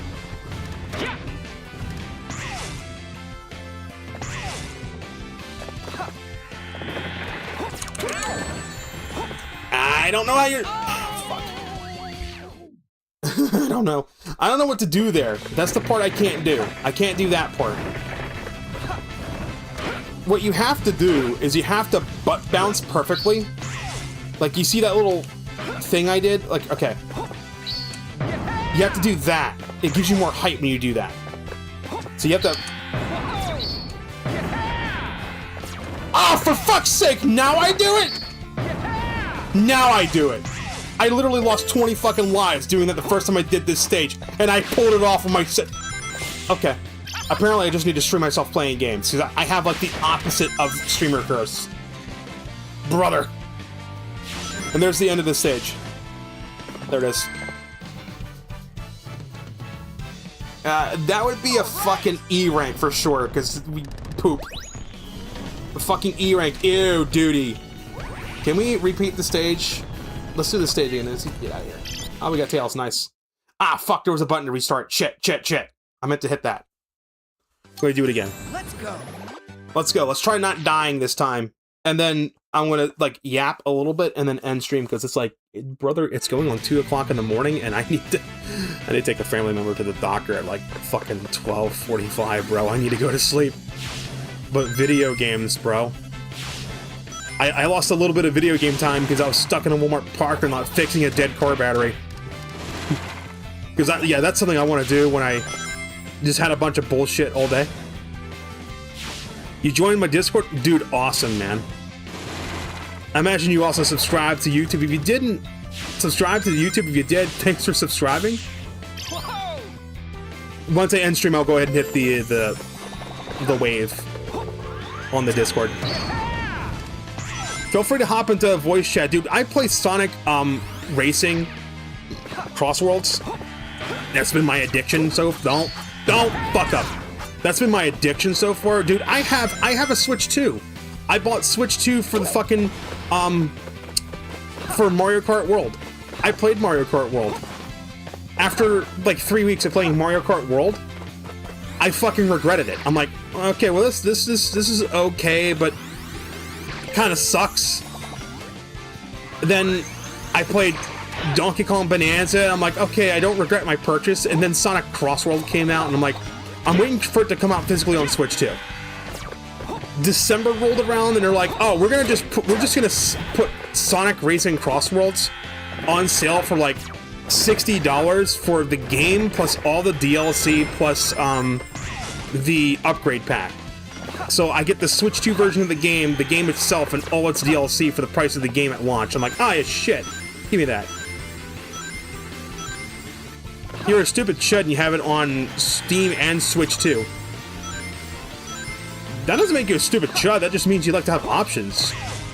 You like to have access to modding the game and have access to just playing it vanilla on the Switch.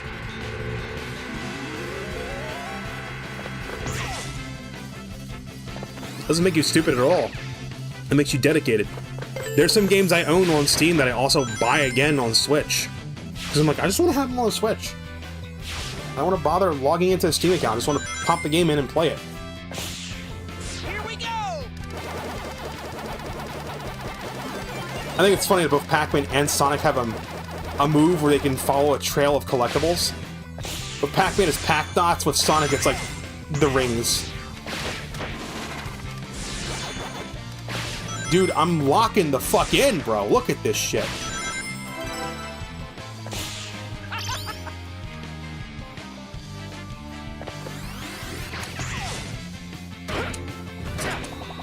Yeah, got it. Got the upper path. I love how this is both a stand-in for the fucking homing attack. I missed the red star ring. Fucking where? I don't know where I'm supposed to go up here to stay on the upper path. I don't think you can.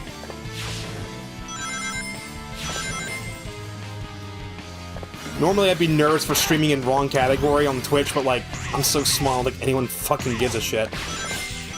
Whoa! As long as I don't threaten a video game character with, like, harm, I'm fine. That's all. I've learned that. You love Sonic a lot. How much do you like Sonic? Do you? Alright, I'm just joking. I'm just fucking around. Get kicked, idiot.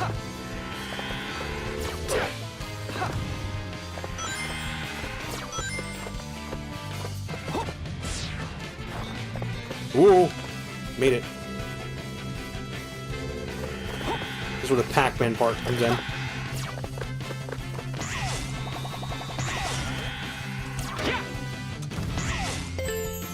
Sonic actually does appear in the DLC too. I'm gonna go the slow way. Because I don't think I can pull that off twice. Can I get 100 rings though? I love how I can just kick shit.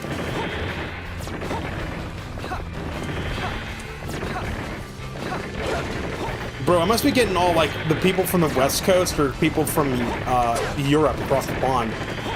I'm American, by the way. I'm just up really fucking late. Dude, I just need 5 rings for 100. Bro, not cool, huh? What? I'm confused. Yeah! What did I do? What did I say? What did I say? Alright, dude, 100 rings, bro. 100 fucking rings. Yeah, fuck yeah. All right!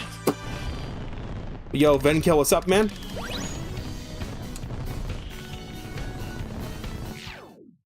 Bro, I like Sonic a lot. Dude, Sonic is fun. Oh, I don't know what it is about Sonic the Hedgehog and people with autism. There's like a bunch of fucking YouTube videos that talk about, like, why people that happen to be on the autism spectrum really like Sonic. Not sure. Not sure what that's about. I'm actually curious. What's my playtime on Mario Kart World? Let me just fire up Mario Kart World just so it's on the top of my list. Because, like, the Switch only shows, like, your top 10 games you've played. There, it's loaded. What's my playtime on it? It's profile, right? Alright, so I've only played Crossworlds for 15 hours. It feels like I played for longer than that. I played Mario Kart World for 60 hours. Pac-Man World for, like, 2 days ago. Sword was for 10 hours or more. Pocopia for 95 hours. That was fun, by the way. I played Champions for 9 hours and said, fuck this, I'm done. I'm not good at this. Legends ZA for 150 hours because I had the DLC. That was a fun game. But the games I got installed on my system, this is what I got on. I got Ender Lilies. I also have Ender Magnolia, which is the second game. It's like a 2D Metroidvania. It's Hollow Knight. It's basically Hollow Knight. But maybe not as difficult. I have Hollow Knight, the Switch 2 edition, because I own Hollow Knight, and they're like, oh, here, we're just going to give you a free upgrade. I'm like, oh, great. Awesome. I forgot where I got stuck on Hollow. I finished the Grasshopper trio, but I didn't actually finish them. What I did was, like, I kept dying to them, and I came across that one glitch where the game's just like, okay, you beat them. I'm like, no, I fucking didn't. But, okay. Made me feel bad. I'm like, wow, the game pities me. Like, you just suck here. Just fucking go. Just fucking go, bro. The only thing I don't like about Hollow Knight is how open-ended it is. There are fights in Hollow Knight that are optional. You don't have to beat them to progress the game. But the game does not explicitly tell you, hey, dipshit, this is an optional fight. You don't have to fight it. You can stop throwing your controller against the wall because you can't get over this boss. You can you can just feck off and play another boss. So that happened. I've played the demo of Maid of Salvation. Why did I get Maid of Salvation? I don't know. It's a goddamn mystery.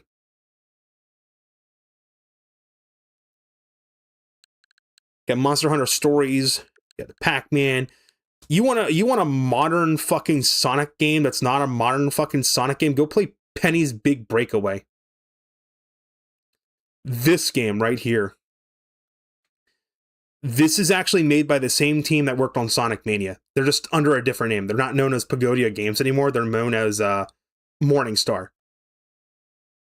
And Penny's Big Breakaway is actually made in its own custom engine. It's a programming called Beef, I think. It's really interesting, actually. But this game is so much fucking fun. Like, there's so much movement tech in Penny's Big Breakaway. It kind of feels like Mario 64 meets Sonic the Hedgehog. So you have like Sonic's momentum with the movement tech of Mario 64 or Mario Odyssey. Yeah, Penny's Big Breakaway's composer is T. Lopes, who worked on Sonic Mania and contributed to all the good songs from Sonic Superstars. Like, every single song in Sonic Superstars that's a banger, T. Lopes did. All the songs that fucking suck. That's, Jun Shinoe, what the fuck's his name? Who decided to not use his awesome guitar, but instead fucking pull out the goddamn synthesizer, and it sucks. Like, if only Jun Shinoe's like, okay, T-Lopes can do, like, the classic stuff, and I'm gonna do, like, all the boss themes with a fucking guitar, and make it sound like a straight-up Sonic Adventure 2. It's what the fuck he should have done. Yeah, Persona 3 Reload, I literally just bought it. I haven't loaded it yet. Yeah, he did do the Rooftop Run remix and Crossroads. I fucking love that, by the way. It's awesome. Got Pizza Tower. Hey, you ever want to play a Wario game, but it's pizza, and you play as a funny Italian man? And Pizza Tower is Sonic the Hedgehog momentum meets Wario's wackiness in the art style of, like, 90s Nickelodeon Nicktoons. Like Rocko's Modern Life and Real Monsters and Hey Arnold. That's this fucking thing. I love it. You no-hit the final boss. Jesus Christ, I suck at that game.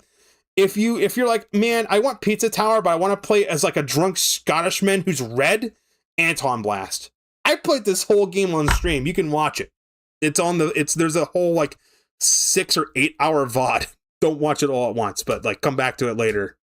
But I've played through this whole fucking game, Anton Blast. I fucking love Anton Blast. I love it so fucking much. Pokemon Champions, don't play Pokemon Champions. You might think you're good at Pokemon. No, you ain't. No, you ain't. You might be able to beat Cynthia in Pokemon Diamond and Pearl on its hardest difficulty. Imagine that, like, multiplied by 8. That's like your Pokeball level fucking fights. I'm stuck on the Great Ball tier. I can't progress. I keep getting fucking Incineroared or fucking Perish Song Shadow tagged. I hate it! Can we ban Gengar? Just Gengar. Just ban Gengar. And everything's fine. I can deal with Incineroar. I can deal with Incineroar's fake out. I know that first turn Incineroar's gonna fake out, so I'm gonna do a fucking status move so it doesn't do shit. Parting Shot's the only other thing to fucking deal with. Then, I bought Fire Red and Leaf Green. Yeah, it was $30. It was $20. Wah, shut the fuck up. The games were 30 fucking bucks when they came out. $40 if you got the fucking wireless adapter. Right? I think I want them to release Pokemon Ruby, Sapphire, and Emerald. And there's a chance they might. They're fun. You want a comfy game? If you've ever played Dragon Quest Builders, and you're like, man, I wish Dragon Quest Builders didn't have combat. It was just a comfy game where I don't have to worry about combat and fighting bosses, and all I have to do is just build. Pokemon Pokopia. Pokemon Let's Go Eevee. I own this one digitally. I own Let's Go Pikachu physically and have the fucking Pokeball. Dude, you love Pokopia? Dude, I love Pokopia too. I played that game for, how long did I play Pokemon Pokopia for? 95 hours? Yeah. 95. I haven't touched it since I rolled credits on it. After I've rolled credits on Pokopia, I'm like, I'm done. I know there's daily events. I don't care. I'm done. I've played it. I'm done. But I sure as shit enjoyed it, though. All the Pokemon games. I'm not going to say anything being bad about Pokemon games. Sonic fucking Mania. This game and its DLC. Best 2D Sonic game. It tops Sonic and Knuckles. It tops Sonic 2. Pop the Builder could reassemble Pangea. Yes. Shiny hunted for Clefairy and let's go. It took 118 catches. Don't shiny Pokemon appear shiny on the field in that game? I can't remember if that was the case. I have Sonic Origins. I like Sonic Origins. Sonic Origins has a campaign mode. Like, if you ever wanted to play the classic Sega Genesis Sonic games in canonical order, there's an option for that. There's literally a story mode. You start on Sonic 1, and then it takes you to Sonic CD, then you do Sonic 2, then Sonic 3, and then Sonic and Knuckles. In that order. And there's a little animated cutscenes, too. And the crazy part is, I actually have the DLC for Sonic Origins. I don't know why it doesn't say Sonic Origins Plus. I have its DLC. I have Sonic Origins Plus. And it has a bunch of Sega Game Gear games. Most of them fucking suck, except Sonic Chaos. That game's fun. And Sonic Triple Trouble. Those are the only two that are worth playing. The others are, you can kind of skip them. Especially Sonic Labyrinth. That one stinks. They've now upgraded the game. I don't quote me on this, but I think you're now able to play every Sonic game with every Sonic character. I think you're able to play as Knuckles in Sonic CD, Knuckles in Sonic 1, and you can play as Amy Rose in all the games. So, like, you know how Amy Rose gets captured by Metal Sonic in Sonic CD? It's kind of funny to play as Amy Rose, because when you get to, like, Collision Chaos, where Amy Rose gets captured, Amy Rose basically saves herself. Which begs the question, if Amy Rose, I didn't get that far in, if Amy Rose touches Amy Rose, does the game crash and the universe implode? Because we're basically dealing with time travel shenanigans here. What happens if you go into past and touch yourself? Is that... I don't want to... I'm just making my head hurt. Based racing game. Sonic Racing Crossworlds, I love it. I have played Sonic... I've played Sonic All-Star Racings. I have played... All-Star Racings? Excuse me. I played Sonic All-Star Racing. I played All-Star Racing Transformed. I own Team Sonic Racing. Touch yourself. You don't have to apologize. I'm the one that fucking said it. I actually own Sonic... I own Sonic Racing All-Stars on Xbox 360. I have Banjo-Kazooie. I can't play it anymore because my Xbox don't work. Bullshit. I have Sonic and Sega All-Star Racing Transformed on Steam. I played the fuck out of that game and I love it. I have Team Sonic Racing. I've played it for like maybe an hour and then never played it again. Sonic Racing Crossworld. I thought it was a new racing game. It is. It is. Imagine you take Sonic All-Star Racing and Sonic All-Star Racing Transformed, and then you put Team Sonic Racing on top of it as a side mode that you can get into,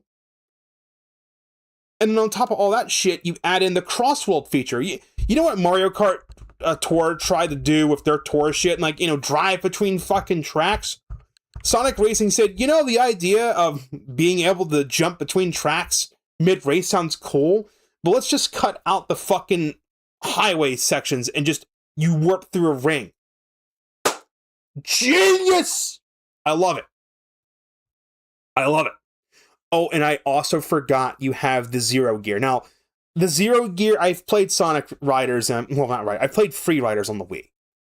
I have played Sonic Riders. The Zero Gear in the Crossworlds, it basically handles like a kart. It doesn't handle like the Zero Gear does. It feels a little bit different. It's nice that it's there, but it's just a thing. I don't really see a lot of people using the Zero Gear that much unless they're going to use a meme build where they constantly snake, which is fucking annoying, and I hate that. Most people are running the minecart from Minecraft with the the two like ring engines that drain your rings over time, and like power sliding. And that's what they're playing as like Eggman or Metal Sonic.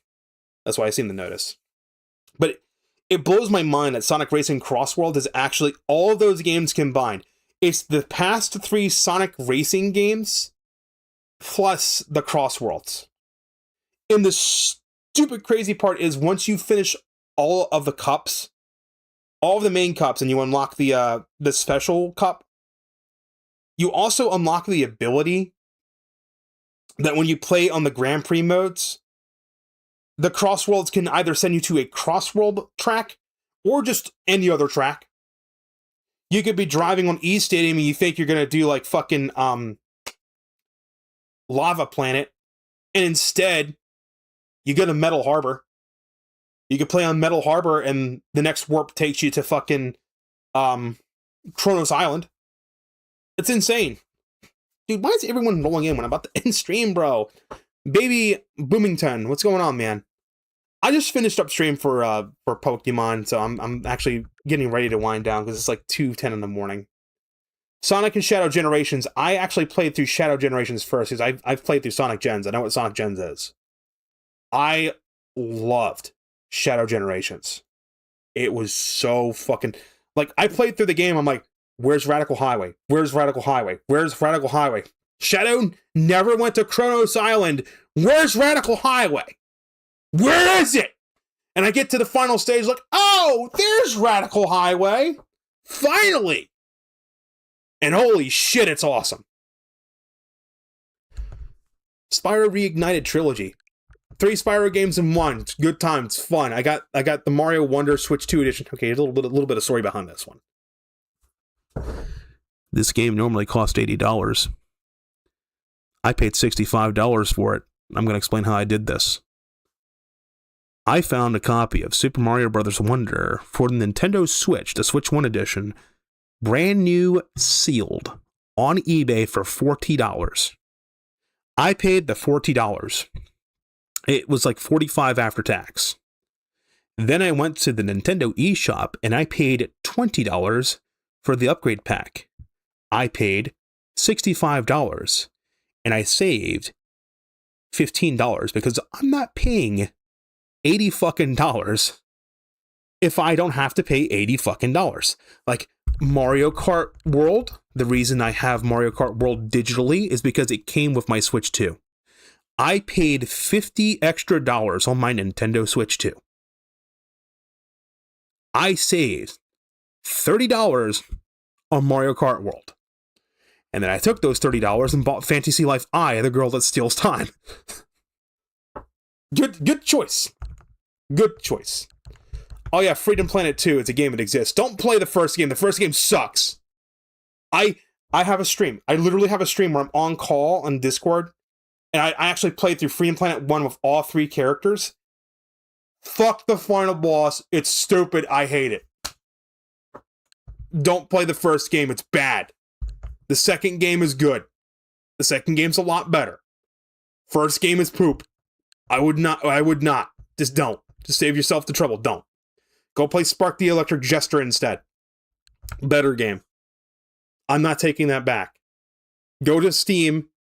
Go type in Spark the Electric Jester, the first one. Go play that instead of Freedom Planet.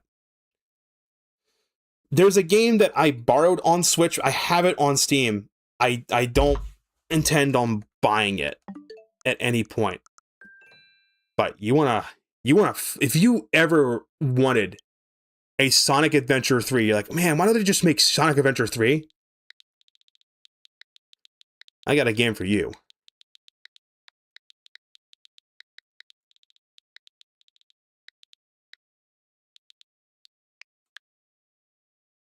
It's called Spark the Electric Jester 3. Apparently I do plan on buying it because I have it on my wish list. I'm waiting for it to go on sale. Look at this shit. Look at this. Look at this. Look at this insanity.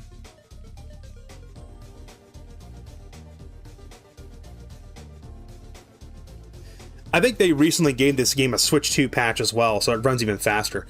This game is Sonic Adventure 2 if it had Sonic the Hedgehog's momentum physics. by the way, every single platform you see, even if it looks like it's a background object, like those poles back there, you can jump on it. Those buildings that are in the background, if you can get to them, you can jump on it. Look, if we rewind, we go back. Where's the pause button? Is it Y for pause? Is it A for pause? Fuck. Let me go back.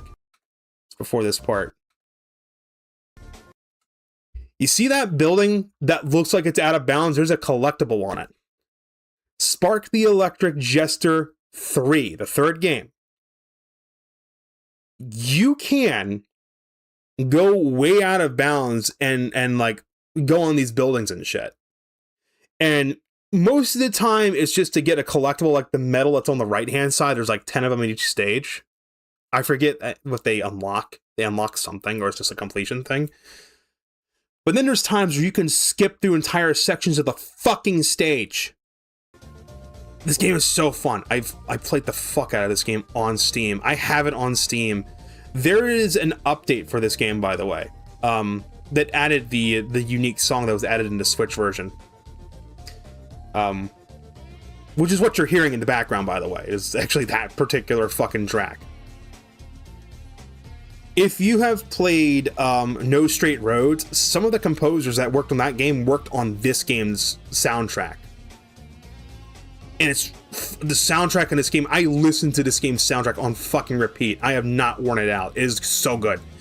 The game's combat's cool too. It's like, this game is not only momentum based, but it's like the Werehog combat, if the Werehog combat was actually fucking good.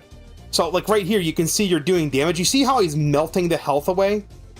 You notice that like there's a combo gauge and there's like a 1.5x damage. There are stale moves. If you use the same move over and over, you do less damage. But there's weak attacks and strong attacks. Like weak attacks charge your gauge up slower. Strong attacks charge your gauge up quicker.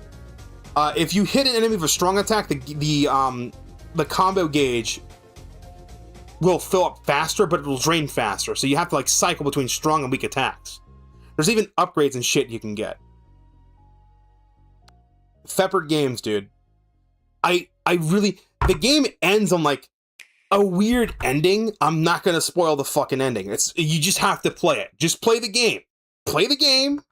The ending's out there. The ending's like, what?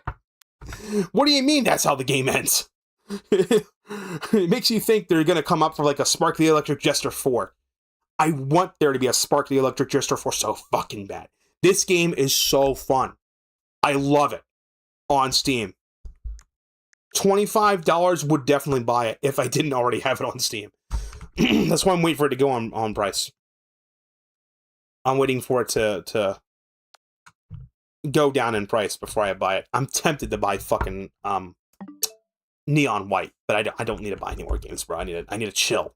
I literally had to buy a car battery today. My credit card's probably $1,000 fucking dollars. Okay, I'm not gonna like my credit card bill when it comes in a couple days. I'm gonna freak the fuck out. So, yeah, that's it. And then like here's all the games I have on Switch. Every single one. I'm not even gonna rattle them off. I'm just gonna scroll down. Did you know they're making a remake for Assassin's Creed Black Flag? It's coming out it's either June or July. And it was Assassin's Creed Re-Synergized, I think it's what it's called. And what's funny is Ubisoft leaked it themselves. The fucking Ubisoft launcher fucking mentioned the game. It's like, oh, okay, that's coming out, apparently. Kind of funny. Kind of fucking hilarious. I don't have the DLC for AC Shadows. I've played the game. I stopped playing it. I'll get the DLC if I ever finish the game's story. I got Axiom Verge 1 and fucking 2. I got Gunvolt Striker Pack, but I don't have the third game. I'll get the third game if I finish the first and second one. I got the trilogy of Blaster Master Zero. Dude, if you played the original NES Blaster Master, imagine that, but it's a Metroidvania game. Well, not a Metroidvania game, but like it's a Metroid game. It's not... You're not able to level up in these games like Castlevania Metroid, like in Bloodstained. It's just straight up Metroid. It's Metroid, but instead of being in body armor, you're in a fucking tank. That's really cool. And I don't know what happens to the android girl at the end of the second one. Maybe that's why she's not in the third one. Fuck, she probably dies, doesn't she? Don't spoil it, I swear to God. They're making another Bloodstained game. I forget what it's called. It's a Bloodstained... Name of the new Bloodstained... It's a prequel. I mean, there's a Bloodstained Circle of the Moon, too. Yeah, it's called Scarlet Engagement. So, there is a game coming... There's a new Bloodstained game coming out. It's called Bloodstained the Scarlet Engagement. It takes place before Ritual of the Night. Yeah, they were really, like, not subtle at all about what game they're emulating in Bloodstained. I mean, Bloodstained, Ritual of the Night, Castlevania, Symphony of the Night, Ritual of the Night, Symphony of the Night, Symphony of the Night, Ritual of the Night. Come on, bro. You're not hiding it. Scarlet Engagement, I don't know what that is. Oh. I'm just reading. Players control 2 characters at once using the new buddy system, it says. So wait a minute. Bloodstained Scarlet Engagement is gonna be similar to Castlevania Portrait of Ruin, isn't it? Features a massive new map, the Ethereal Castle, which controls 2 heroes at once using a buddy system. It's being developed by Artplay. It's scheduled for release in 2026 on PC. It's coming out on PC, PS5, and Xbox Series X/S. It'll include crafting. Fuck. We don't need to have shoehorn crafting. Come on, bro. Expanded character customization and day-night cycle that affects the game. Oh no. A day-night cycle that affects the gameplay, you say? That's starting to sound like Simon's Quest. I don't like the sound of that. Uh-oh. Unfortunately, they don't have Nintendo Switch or Nintendo Switch 2 listed as one of the target platforms. It's going to be on PC, it's going to be on Xbox, it's going to be on PlayStation. It'll come to Switch 2 at some point. Maybe a year, maybe 2 years in. It'll come over. Let me keep scrolling down. Yes, Steam, Epic, PS5, and Xbox. I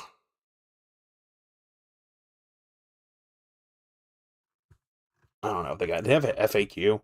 Like, will this come to Switch 2? No, fuck you. Because the Switch 2 is much more capable than the Switch 1, that's for damn sure. Oh, they just have a YouTube link. Okay, this literally dropped the YouTube link in here. Alright, so... Ethereal Castle new map. Exploration's part of it. Search the castle for fallen enemies for powerful weapons or armor. Gather special ingredients can be used for crafting. I don't know about that. Discover new abilities. As you collect new gear, every equipable weapon and piece of armor will have its own unique stats and appearance. Oh, so it actually changes the way your character looks. Like a modern video game. So you control 2 characters. That's pretty cool. Just a little bit bummed out that's not coming to Switch or Switch 2 right away. It says, good night, my head hurts, and I need to sleep. Okay, Rika Tika.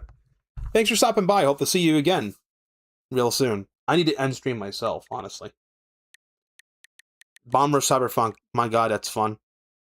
We got Bravely Default. That's the demo for Bravely Default 2. I actually own Bravely Default 2. Here's the other games I have. We got the Advanced Collection, the Dominus Collection, all 3 Cat Quests, Cell Damage, which I own on GameCube. This game's actually really fucking fun. You want Twisted Metal, but wacky cartoons? Cell Damage HD. Fun game. I've never even played Dauntless. I downloaded it, had it installed, deleted it. Don't know. There's Cyber Shadow. And I guess, did I not buy the DLC for Crosscode? I guess I didn't. I thought maybe it had DLC. I'll have to check. Buy its DLC when I get a chance. We got Dragon Quest, and I got Dragon Quest 2, and these games are now useless because I have Dragon Quest 1 and 2 remakes. I literally should have waited on that one. I got DLC for... What the fuck was the DLC for this game? Oh, I think it was included. Eastward. You want a Zelda-like? Play Eastward. You get Uden Chronicles, we get Ender Lilies and Magnolia. We get Eternal Radiance, and there's another game made by the same developer called Nerozi. You play as a cat girl samurai, and you're infiltrating the wolf clan to reach the sacred spring that the cat girl people are supposed to own. And the wolf clan, there's no men. All of them are like Nekos and like wolf Nekos. I've got send the lollies to the dungeon 1, 2, and 3. I've got Evoland, which is like Evoland 1 and 2. We got Fairy Fencer F. This is a fun game to play. I got pretty much all the classic Final Fantasy games. The 1, the 2, 3. Which one? I think I'm missing one. We got Final Fantasy 1, 2, 3, 4. I've got Final Fantasy 5. Why is it out of order? That kind of pisses me off. Why is it out of order? Am I sorting this a weird way? No, it's by title. Why the fuck? Why is Final Fantasy IX before V? What? Whatever. Final Fantasy 1, 2, 3, 4, and 5. That's all this too. And 6. Otherwise known as Final Fantasy 2, and Final Fantasy 3. Because we never got Final Fantasy 2, 3, or 5 in the United States initially. I got Final Fantasy 6. That's not Final Fantasy 6. Fuck that. This is 6. Final Fantasy 6, 7, 8, and Final Fantasy 9. And what was Final Fantasy 10 was the online game, right? No. I have it. It's right here. Final Fantasy 10. That's the one that has the Titus. Yeah, I have that one. I got Final Fantasy 12. Final Fantasy 11 was the online game that doesn't exist. Well, it might exist on PC, but it got replaced by 14. I don't have Final... You know what's funny? They released all these Final Fantasy games on Switch and Switch 2. They did not release Final Fantasy 13. That should tell you something about Final Fantasy 13. I've played it. I bought the second game. It's sitting there for 360. Haven't played it. I'm like, one day. That one day never came. I think it's interesting, though, that I have both Final Fantasy VII and the remake for Final Fantasy VII, and I'm gonna get the whole reason I upgraded my graphics card was to play Final Fantasy VII Remake Part 2, which I have on Steam. I'm literally just gonna buy it on Switch. Because it's $40 versus $80. I'm so mad about that. The only reason I have Fortnite on Switch was because it's the first platform I played Fortnite, by the way. I played Fortnite on the Switch first. Then I played it on PC. And then never went back. Don't play Fortnite on Switch or Switch 2 if you can avoid it. Especially on Switch 1. The Switch 1 cannot run the game at all. Just don't. Don't do it. Get it on your phone. Please. Save yourself the fucking trouble. Fire Emblem Engage. I've played it. It's fun. I need to play it again. I got Gal Guardians Demon Purge. Okay, you might be wondering, what the fuck is Gal Guardians Demon Purge? Wasn't it called something else? Yeah, it was. It was called Grim Guardians. The game used to be called Grim Guardians Demon Purge. And then there was a copyright issue with the name Grim Guardians, and they had to change it to Gal Guardians. This game, Gal Guardians Demon Purge, is a classic Castlevania game. You play as the... God, which Gal Gun game are these two from? Was it the first one? Was it the second one? The third one? I think it was the first one. These two are... The two girls you play as are from the first Gal Gun game. Hello, Soda Philium. What's going on? I'm just talking about Switch games I have. And I'm about to wrap up stream in like, I don't know, 10 minutes. We started yapping. A lot of people started rolling in. How are you doing? What's your favorite Switch game? I'm going through my Switch game collection, digital Switch game collections. I have like over 300 physical Switch games, I think I counted. Doing good. That's good to hear. I'm glad you're having a great time. I hope you continue to have a good time. And reminder, just random heads up. Make sure you brush your teeth and floss, or else you'll wind up like me, and you'll bite into a cupcake that has sprinkles on it, and those sprinkles will be a little too hard, and one of your teeth will be like, "I'm tired, son," and then it just cracks, and parts of it breaks off, and then you have to go to a dentist and get it removed, and that's not fun. So make sure you brush your teeth. God Wars. What was God Wars? I've got the software and the DLC for God Wars. I think it was like a Final Fantasy Tactics type game. I need to download and play it. I've played Golf Story. If you've ever played Mario Golf Advance, play Golf Story. It's a golf RPG game. Then, of course, I got Grand Theft Auto 3 and Vice City and San Andreas. I bought them digitally because I was thinking about getting it physically, and the physical edition only had San Andreas on the cart. I'm like, I might as well just buy them digitally. Fuck it. And what's funny is the definitive edition of the Grand Theft Auto games are notorious for being shit. These games actually got an update. They've been updated now. They actually aren't as shit as they were. They're a little closer to the original games, but if you still have the original games are still better, because especially if you got the disc version of them on Xbox, you have all the radio stations that are not in the re-releases. I got Grandia, the HD collections, Grandia 1 and 2, I got Gun Pixies, I've got this game, Hakoniwa Explorer Plus. There are enemies. Most of the enemies in this game are like anime girls. Like every single enemy in this game is an anime girl. That when you spawn in the game's like literally just like an exploration game with like wacky fucking Japanese sexual humor. There are enemies. There are like snake women that will wrap around your character and like constrict you, and you'll lose levels to fuck. It's a game. I never got to the end of it. I like unlocked all the dungeons, at least I thought I did. I don't know. I just got stuck. Because I know what the final boss is. The final boss of this game, I kid you not, is a giant fucking anime girl with huge titties, and you slap her tits until you defeat God. It's stupid. It's stupid. The first room you spawn in, there's a chick named Shiju Mizu, I think. Her name literally just translates to like skull swimsuit. You can smack her ass.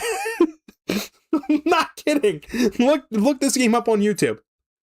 You can smack her ass. Eventually she'll get mad at you if you keep smacking her ass.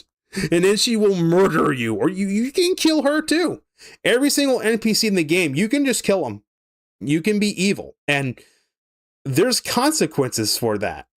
If you're low in health and you go to an inn and you pay at an inn, you'll pay money to sleep at the inn, and then your character will be kicked out while they're sleeping onto the street.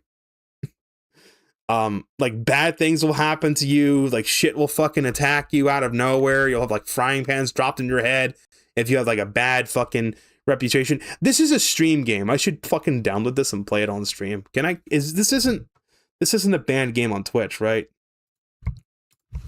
I don't think it is. Is Hakoniwa Explorer Plus a banned game on Twitch? I don't think it is. Okay, no, it's not. What's funny though about banned games on Twitch, there's actually one game that you can buy on Nintendo Switch that is a banned game on Twitch. If you stream it on Twitch, you will get banned. I've played it. It's on YouTube. It's the only stream that's exclusively YouTube. Because of that reason. I got Miku, I got Silk Song, I got Hollow Knight. I bought Silk Song because it was on sale. I wanted to buy it after I finished Hollow Knight, but whatever. Hotline Miami Collection, fun. This game is so fun, dude. Murder Simulator, yes. Hyperlight Drifter, I Am Setsuna. The very first digital Nintendo Switch game I bought was I Am Setsuna. I already went past the other game. It was like Lunar Sphere was the other one. It's made by the same team. that did I Am Setsuna. Infernax. Infernax is a Castlevania type game. But I'm gonna make the game super fun for you. If anyone remembers the Contra code, up, up, down, down, left, right, BA start. If you go on the title screen of Infernax and you put in the Contra code, you will unlock a Contra mode. You can play through the entire game, but instead of having like a mace and melee weapons, you have a fucking gun. It makes the game a joke, but it is so goddamn fun to play Infernax in the Contra mode. I might do that as a one-off. Jack Quest, I spent gold points on it. I regret it. I wish I could refund it. I've played Atora. It's another... I got a lot of Metroidvania games. Indivisible, I think, was a Metroidvania, but had turn-based combat. I've got Kamiko. I can't remember what Kamiko was. I've got Katamari Damacy Reroll. That's fun. I have played both Cyber Shadow, because I own Cyber Shadow. I have played both Cyber Shadow and I have played Katana Zero. Katana Zero is kind of similar to Hotline Miami. And Cyber Shadow is just like a fucking Ninja Gaiden type game. But surprise, it's actually a Metroidvania halfway, like, as soon as you finish the first stage, like, oh, I can go back to the previous stage? Huh, cool. Kirby Air Riders. Own it physically. It's not a racing game. Kirby Air Riders is not a racing game. It has a racing mode in it. They added a Grand Prix mode, so I kind of want to jump back into it for that. The main mode in Kirby Air Riders is... Imagine Twisted Metal. It's kind of like that. It's like, imagine you play Twisted Metal, but then you're like upgrading your vehicle while you're doing the Battle Royale mode. And then at the end of it, you've got a challenge, and you pick which challenge is best suited for the vehicle you built. The best way I can describe Kirby Air Riders is just fucking chaos, and it is so much fun. I have it. I need to just play it. I need to play it again. Yes, I own Little Witch No Beta. Yes, I own its DLC. Leave me alone. I love this game, dude. Don't say Cunny. That's not the reason why. It's a fucking... I bought it because it's like, haha, it's the Cunny game. And then I played it, and I'm like, holy shit, it's fucking like third-person shooter Dark Souls. If you play the game on like the easy difficulty, you are doing a disservice. The flow of Little Witch No Beta is, when you fight a boss, you're managing your resources. You'll in the easy mode, your magic passively regenerates, but in the normal difficulty mode, your magic doesn't regenerate on its own. It uses like Phantasy Star Online 2 rules, where you spend your magic doing a lot of damage to bosses, and then you have to either dodge a boss's attacks right before it connects, and you'll be able to siphon magic energy from bosses, or you just go up to them when there's an opening and just whack them with your stick, and that'll restore your magic as well. So like you wait for an opening, you blow your fucking load on them magically. It sounds disgusting, but you do a fair chunk of damage, you back off, you let the boss do their little boss thing, then you would evade a couple attacks you can evade to get a little bit of magic back, and then you just rush in and whack them with your stick a few times and then run out.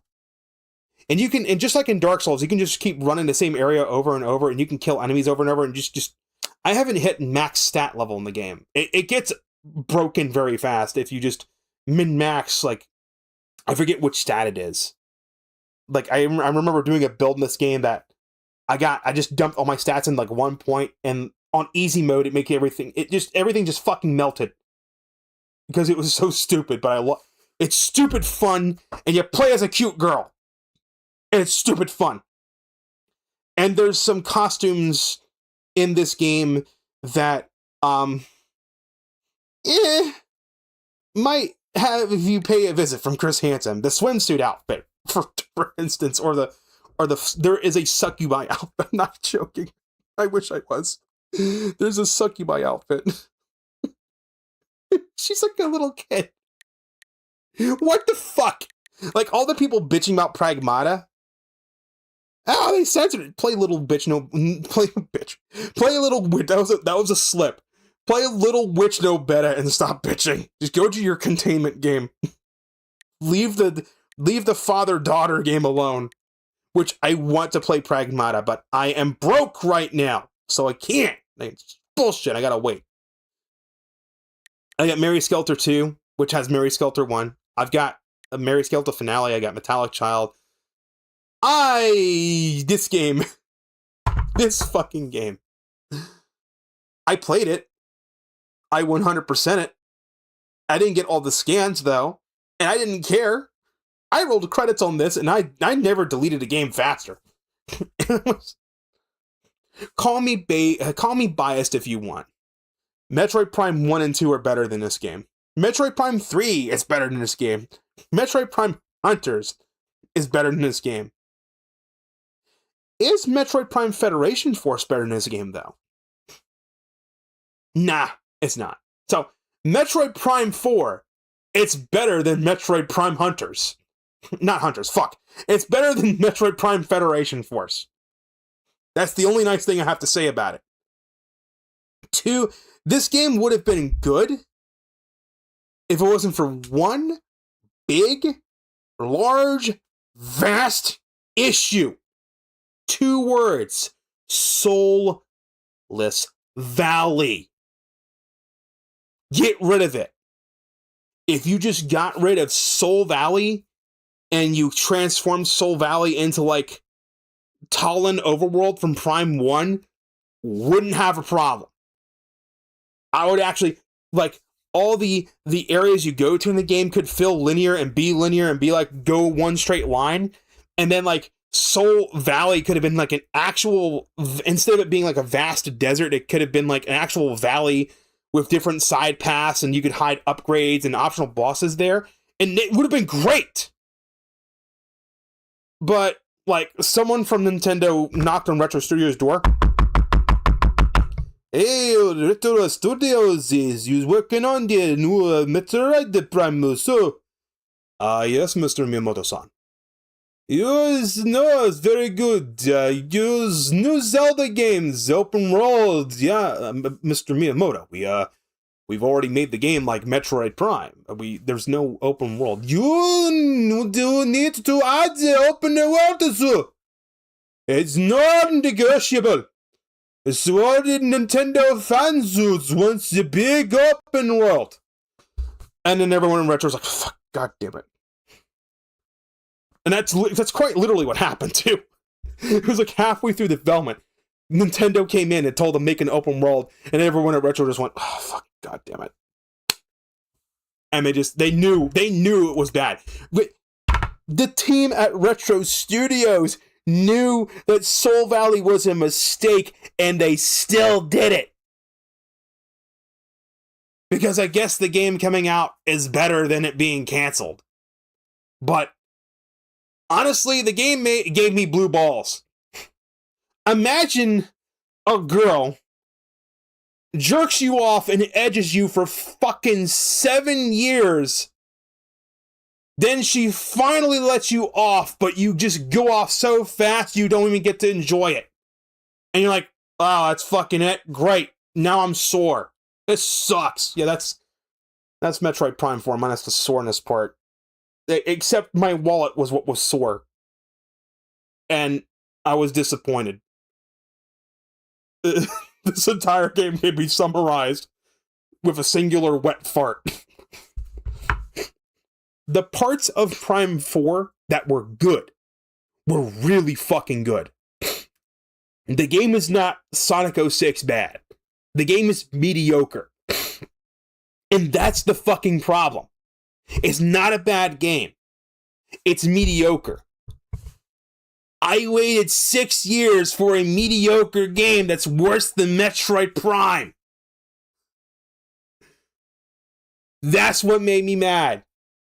Fuck Prime 4 Beyond. I'm not even gonna do the one shot hit mode. Fuck that. Oh no, I'm thinking of Metroid Dread, the better Metroid game on Nintendo Switch. I'm not taking that back. Metroid Dread. Skip Metroid Prime 4 Beyond. Go play Metroid Prime Remastered. Go play Metroid Prime 2 when it winds up on the GameCube Online service that Walmart accidentally fucking leaked. Nintendo went, no, it's coming out. They're just lying. And then go play Metroid Dread. That's good. Here's the rest of the games. I can make a whole stream talking about these later. It's fucking going on 3 o'clock in the morning. Pan Pan, A Tiny Big Adventure was actually a giveaway game. I played it all the way through. It's a fun little game. I forgot. I think I won it in a contest or something. It was some sort of online giveaway or contest. And then there's another game I got that was through a giveaway. It was this one. SteamWorld Quest, The Hand of Gilgamesh. It doesn't say it includes the DLC. The Switch version has its DLC included. Back during the pandemic, when everyone was like stuck indoors, or they're supposed to be stuck indoors, but I worked at a grocery store, so I still had to fucking work, which is bullshit. They gave this game out for free. It was like it was on Twitter. They're like, here's some keys for SteamWorld Quest. I'm like, fuck it, give it to me. I'll play it. I never played it, but I have it. I'm gonna play it. Pokemon Quest, don't bother with it. I don't even think it exists anymore. You can't remove games from your shit. You can't even hide it. So, fuck that. I never did get Project Triangle Strategy. I don't think I ever bought it. I got some Saga games. I've got Rune Factory, Guardians of Azuma's DLC. I bought its DLC? I don't remember buying its DLC. What was the fucking... Oh, wait, no, what's the fucking game with the girl with the purple hair that's not Shantae? That the whole game is like a side-scrolling beat-em-up game, but you level up by planting fucking rice.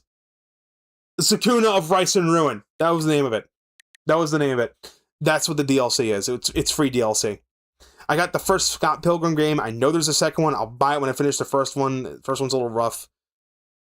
Yuri Samurai Maiden, the video. It's literally Yuri the game. It's fun. I don't know how this game got on my account. I don't know how it got there. It's just there. I don't ask questions. I haven't played it. Okay? I just have it.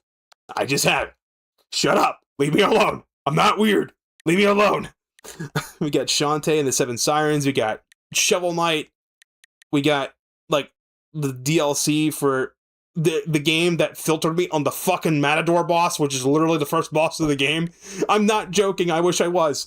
I played this game. I gave it a shot. I didn't want to play on piss baby mode because I know this SMT games, they're meant to fucking, like, challenge you. I got the concept of the press battle system. I got it down, right? I get to the fucking Matador boss, and he keeps kicking my ass, and I just say, fuck it, I'm done. And I stop playing the game. I got filtered by the fucking Matador. Everyone that's played this game has gotten filtered by the Matador. Okay? Maybe I'll pick it up later. But for now, the Matador got me stuck. And I'm kind of mad about it. And I don't want to look up a guide on how to beat it. I want to beat it on my own. I want to be good at the video game. Silent Hope. It's a game, I've played it, it's good. You can't play this anymore. There's some games on here that are like Global Test Fire or Network Test. They're not demos for some reason. They're actual like games that are game keycards. We got I keep forgetting I have the Sword Art Online and Fatal Bullet games. I can't wait for the Adventures of Elliot to come out though. It's gonna be a game keycard. I'm telling you right now, game keycard. So just buy it digitally. I've played the demo of this so much. I went in expecting like an action RPG. It's The Legend of fucking Zelda. Okay, that's what it is. So I'm very excited for this game to come out. When it comes out, I'm gonna play the fuck out of it. I'll tell you right now. Another game I played the fuck out was Time Spinner. It's pretty fun Metroidvania. Really short though. Really fucking short. It has a token trans character that you'll not know is trans unless you go through the side quests. You can completely ignore it. We got Warframe for Nintendo Switch. We got the first Valkyria Chronicles game. What's weird is we have Valkyria Chronicles 1 and Valkyria Chronicles 4, but not 2 and 3. Strange. I've got this game. People on my Discord are telling me I need to play it. They say if I like Pokemon, I should play that. I've got Voice of Cards, the first one, not the second or third one. And I've got Ys Memoria, the Orphan... I can't pronounce it, I'm sorry. Ys. I got a few Ys games. I wanted to get Ys Nordics, but there's like a Switch 2 version called, I think it's called Ys Proud Nordics is what it was called, right? I think I have it on Ys Proud. That's all I have to do, and it should come up. The freebie set. Fuck off. This is the reason why I haven't bought it yet, because it's full fucking price, and fuck that shit, I'm not paying $70. It'll go on sale. It will go on sale. Also, I'm sorry. What do you mean the Ultimate Edition is like a third of the price of the fucking Switch 2? What do you mean? I hate this. This is why I wait for it to go on sale. Look at this deal. Look at this. This is egregious. The Isle of Saren set, the Bobble set, costume set, skins for the ship. Here, there's more costume sets. Oh, and then here's a bundle that has like all the costumes, or a bundle that has everything. I don't care about the costumes. The in-game costumes are already pretty good enough for the female lead that you can play as. She's fucking hot. By the way, I'm not joking. She's pretty fucking hot. Kind of reminds you of Misty a little bit. If Misty had tits. This is Azura After Dark. But yeah, I'm going to hit the button to put the system into sleep mode, and I'm going to end stream. I should have ended stream like 1.5 hours ago. For those of you that have come in right now, have tuned in, or maybe left, I normally stop around midnight. Sometimes I'll run till 1 o'clock in the morning. I'm on US East Coast time. I start at like 10 p.m. I end at like midnight or 1 o'clock. I play video games like Super Mario and Sonic and Pokemon and Zelda. And if it's an RPG, I probably play it. I hope that Clear Obscure comes to Switch 2. That would be great. If it doesn't, oh well, I'll just get it on Steam. Fuck it. But it would be nice if I could play it on the Switch 2. No pressure. I used to play Minecraft, but I stopped because Minecraft just got really fucking boring, and all the updates that have been coming out recently suck. So I play Hytale and Lucid Blocks, and Lay of the Land is the most recent one I've played, and that's I've streamed that. There's a few streams back. No, I did not stream that. I did not stream Lay of the Land. I hallucinated that one. I didn't stream that one yet. Maybe I'll stream that one this week if I have some time. But it's a voxely blocky game, and those are the streams that tend to go long. It is now 3 o'clock in the morning. I'm going to go to sleep. I'll catch you guys next time. Until then, I've been Tsukino Azura. Thank you all so much for hanging out. Shout outs to, there's a lot of shout outs in order. Shout out to Devo. Shout out to Sky After All. Shout outs to, who's the other persons? Shout out to Jerry Parker. Shout outs to Hagaker. Hagaker? It's like hacker, I guess. Shout out to Rika Tika. Ikambokam. Also joined the Discord. Shout out to Devenki 777. I think they might have dipped, but I mean, you're cool, dude. Shout out to ours on old bunch of twos. Shout out to Bobby Bloomington, and shout out to Soda Philium. That's probably what I'm gonna do. I'm gonna Philium some soda and drink it. And you saying Philium remind me of Philly N, and Philion's been missing. Where the fuck is Philion? I hope she's alright. I'm Tsukino Azura. I'll catch you next time. Until then, rest well and sweet dreams. Next stream will not be 4 hours in length and run till 3 in the morning.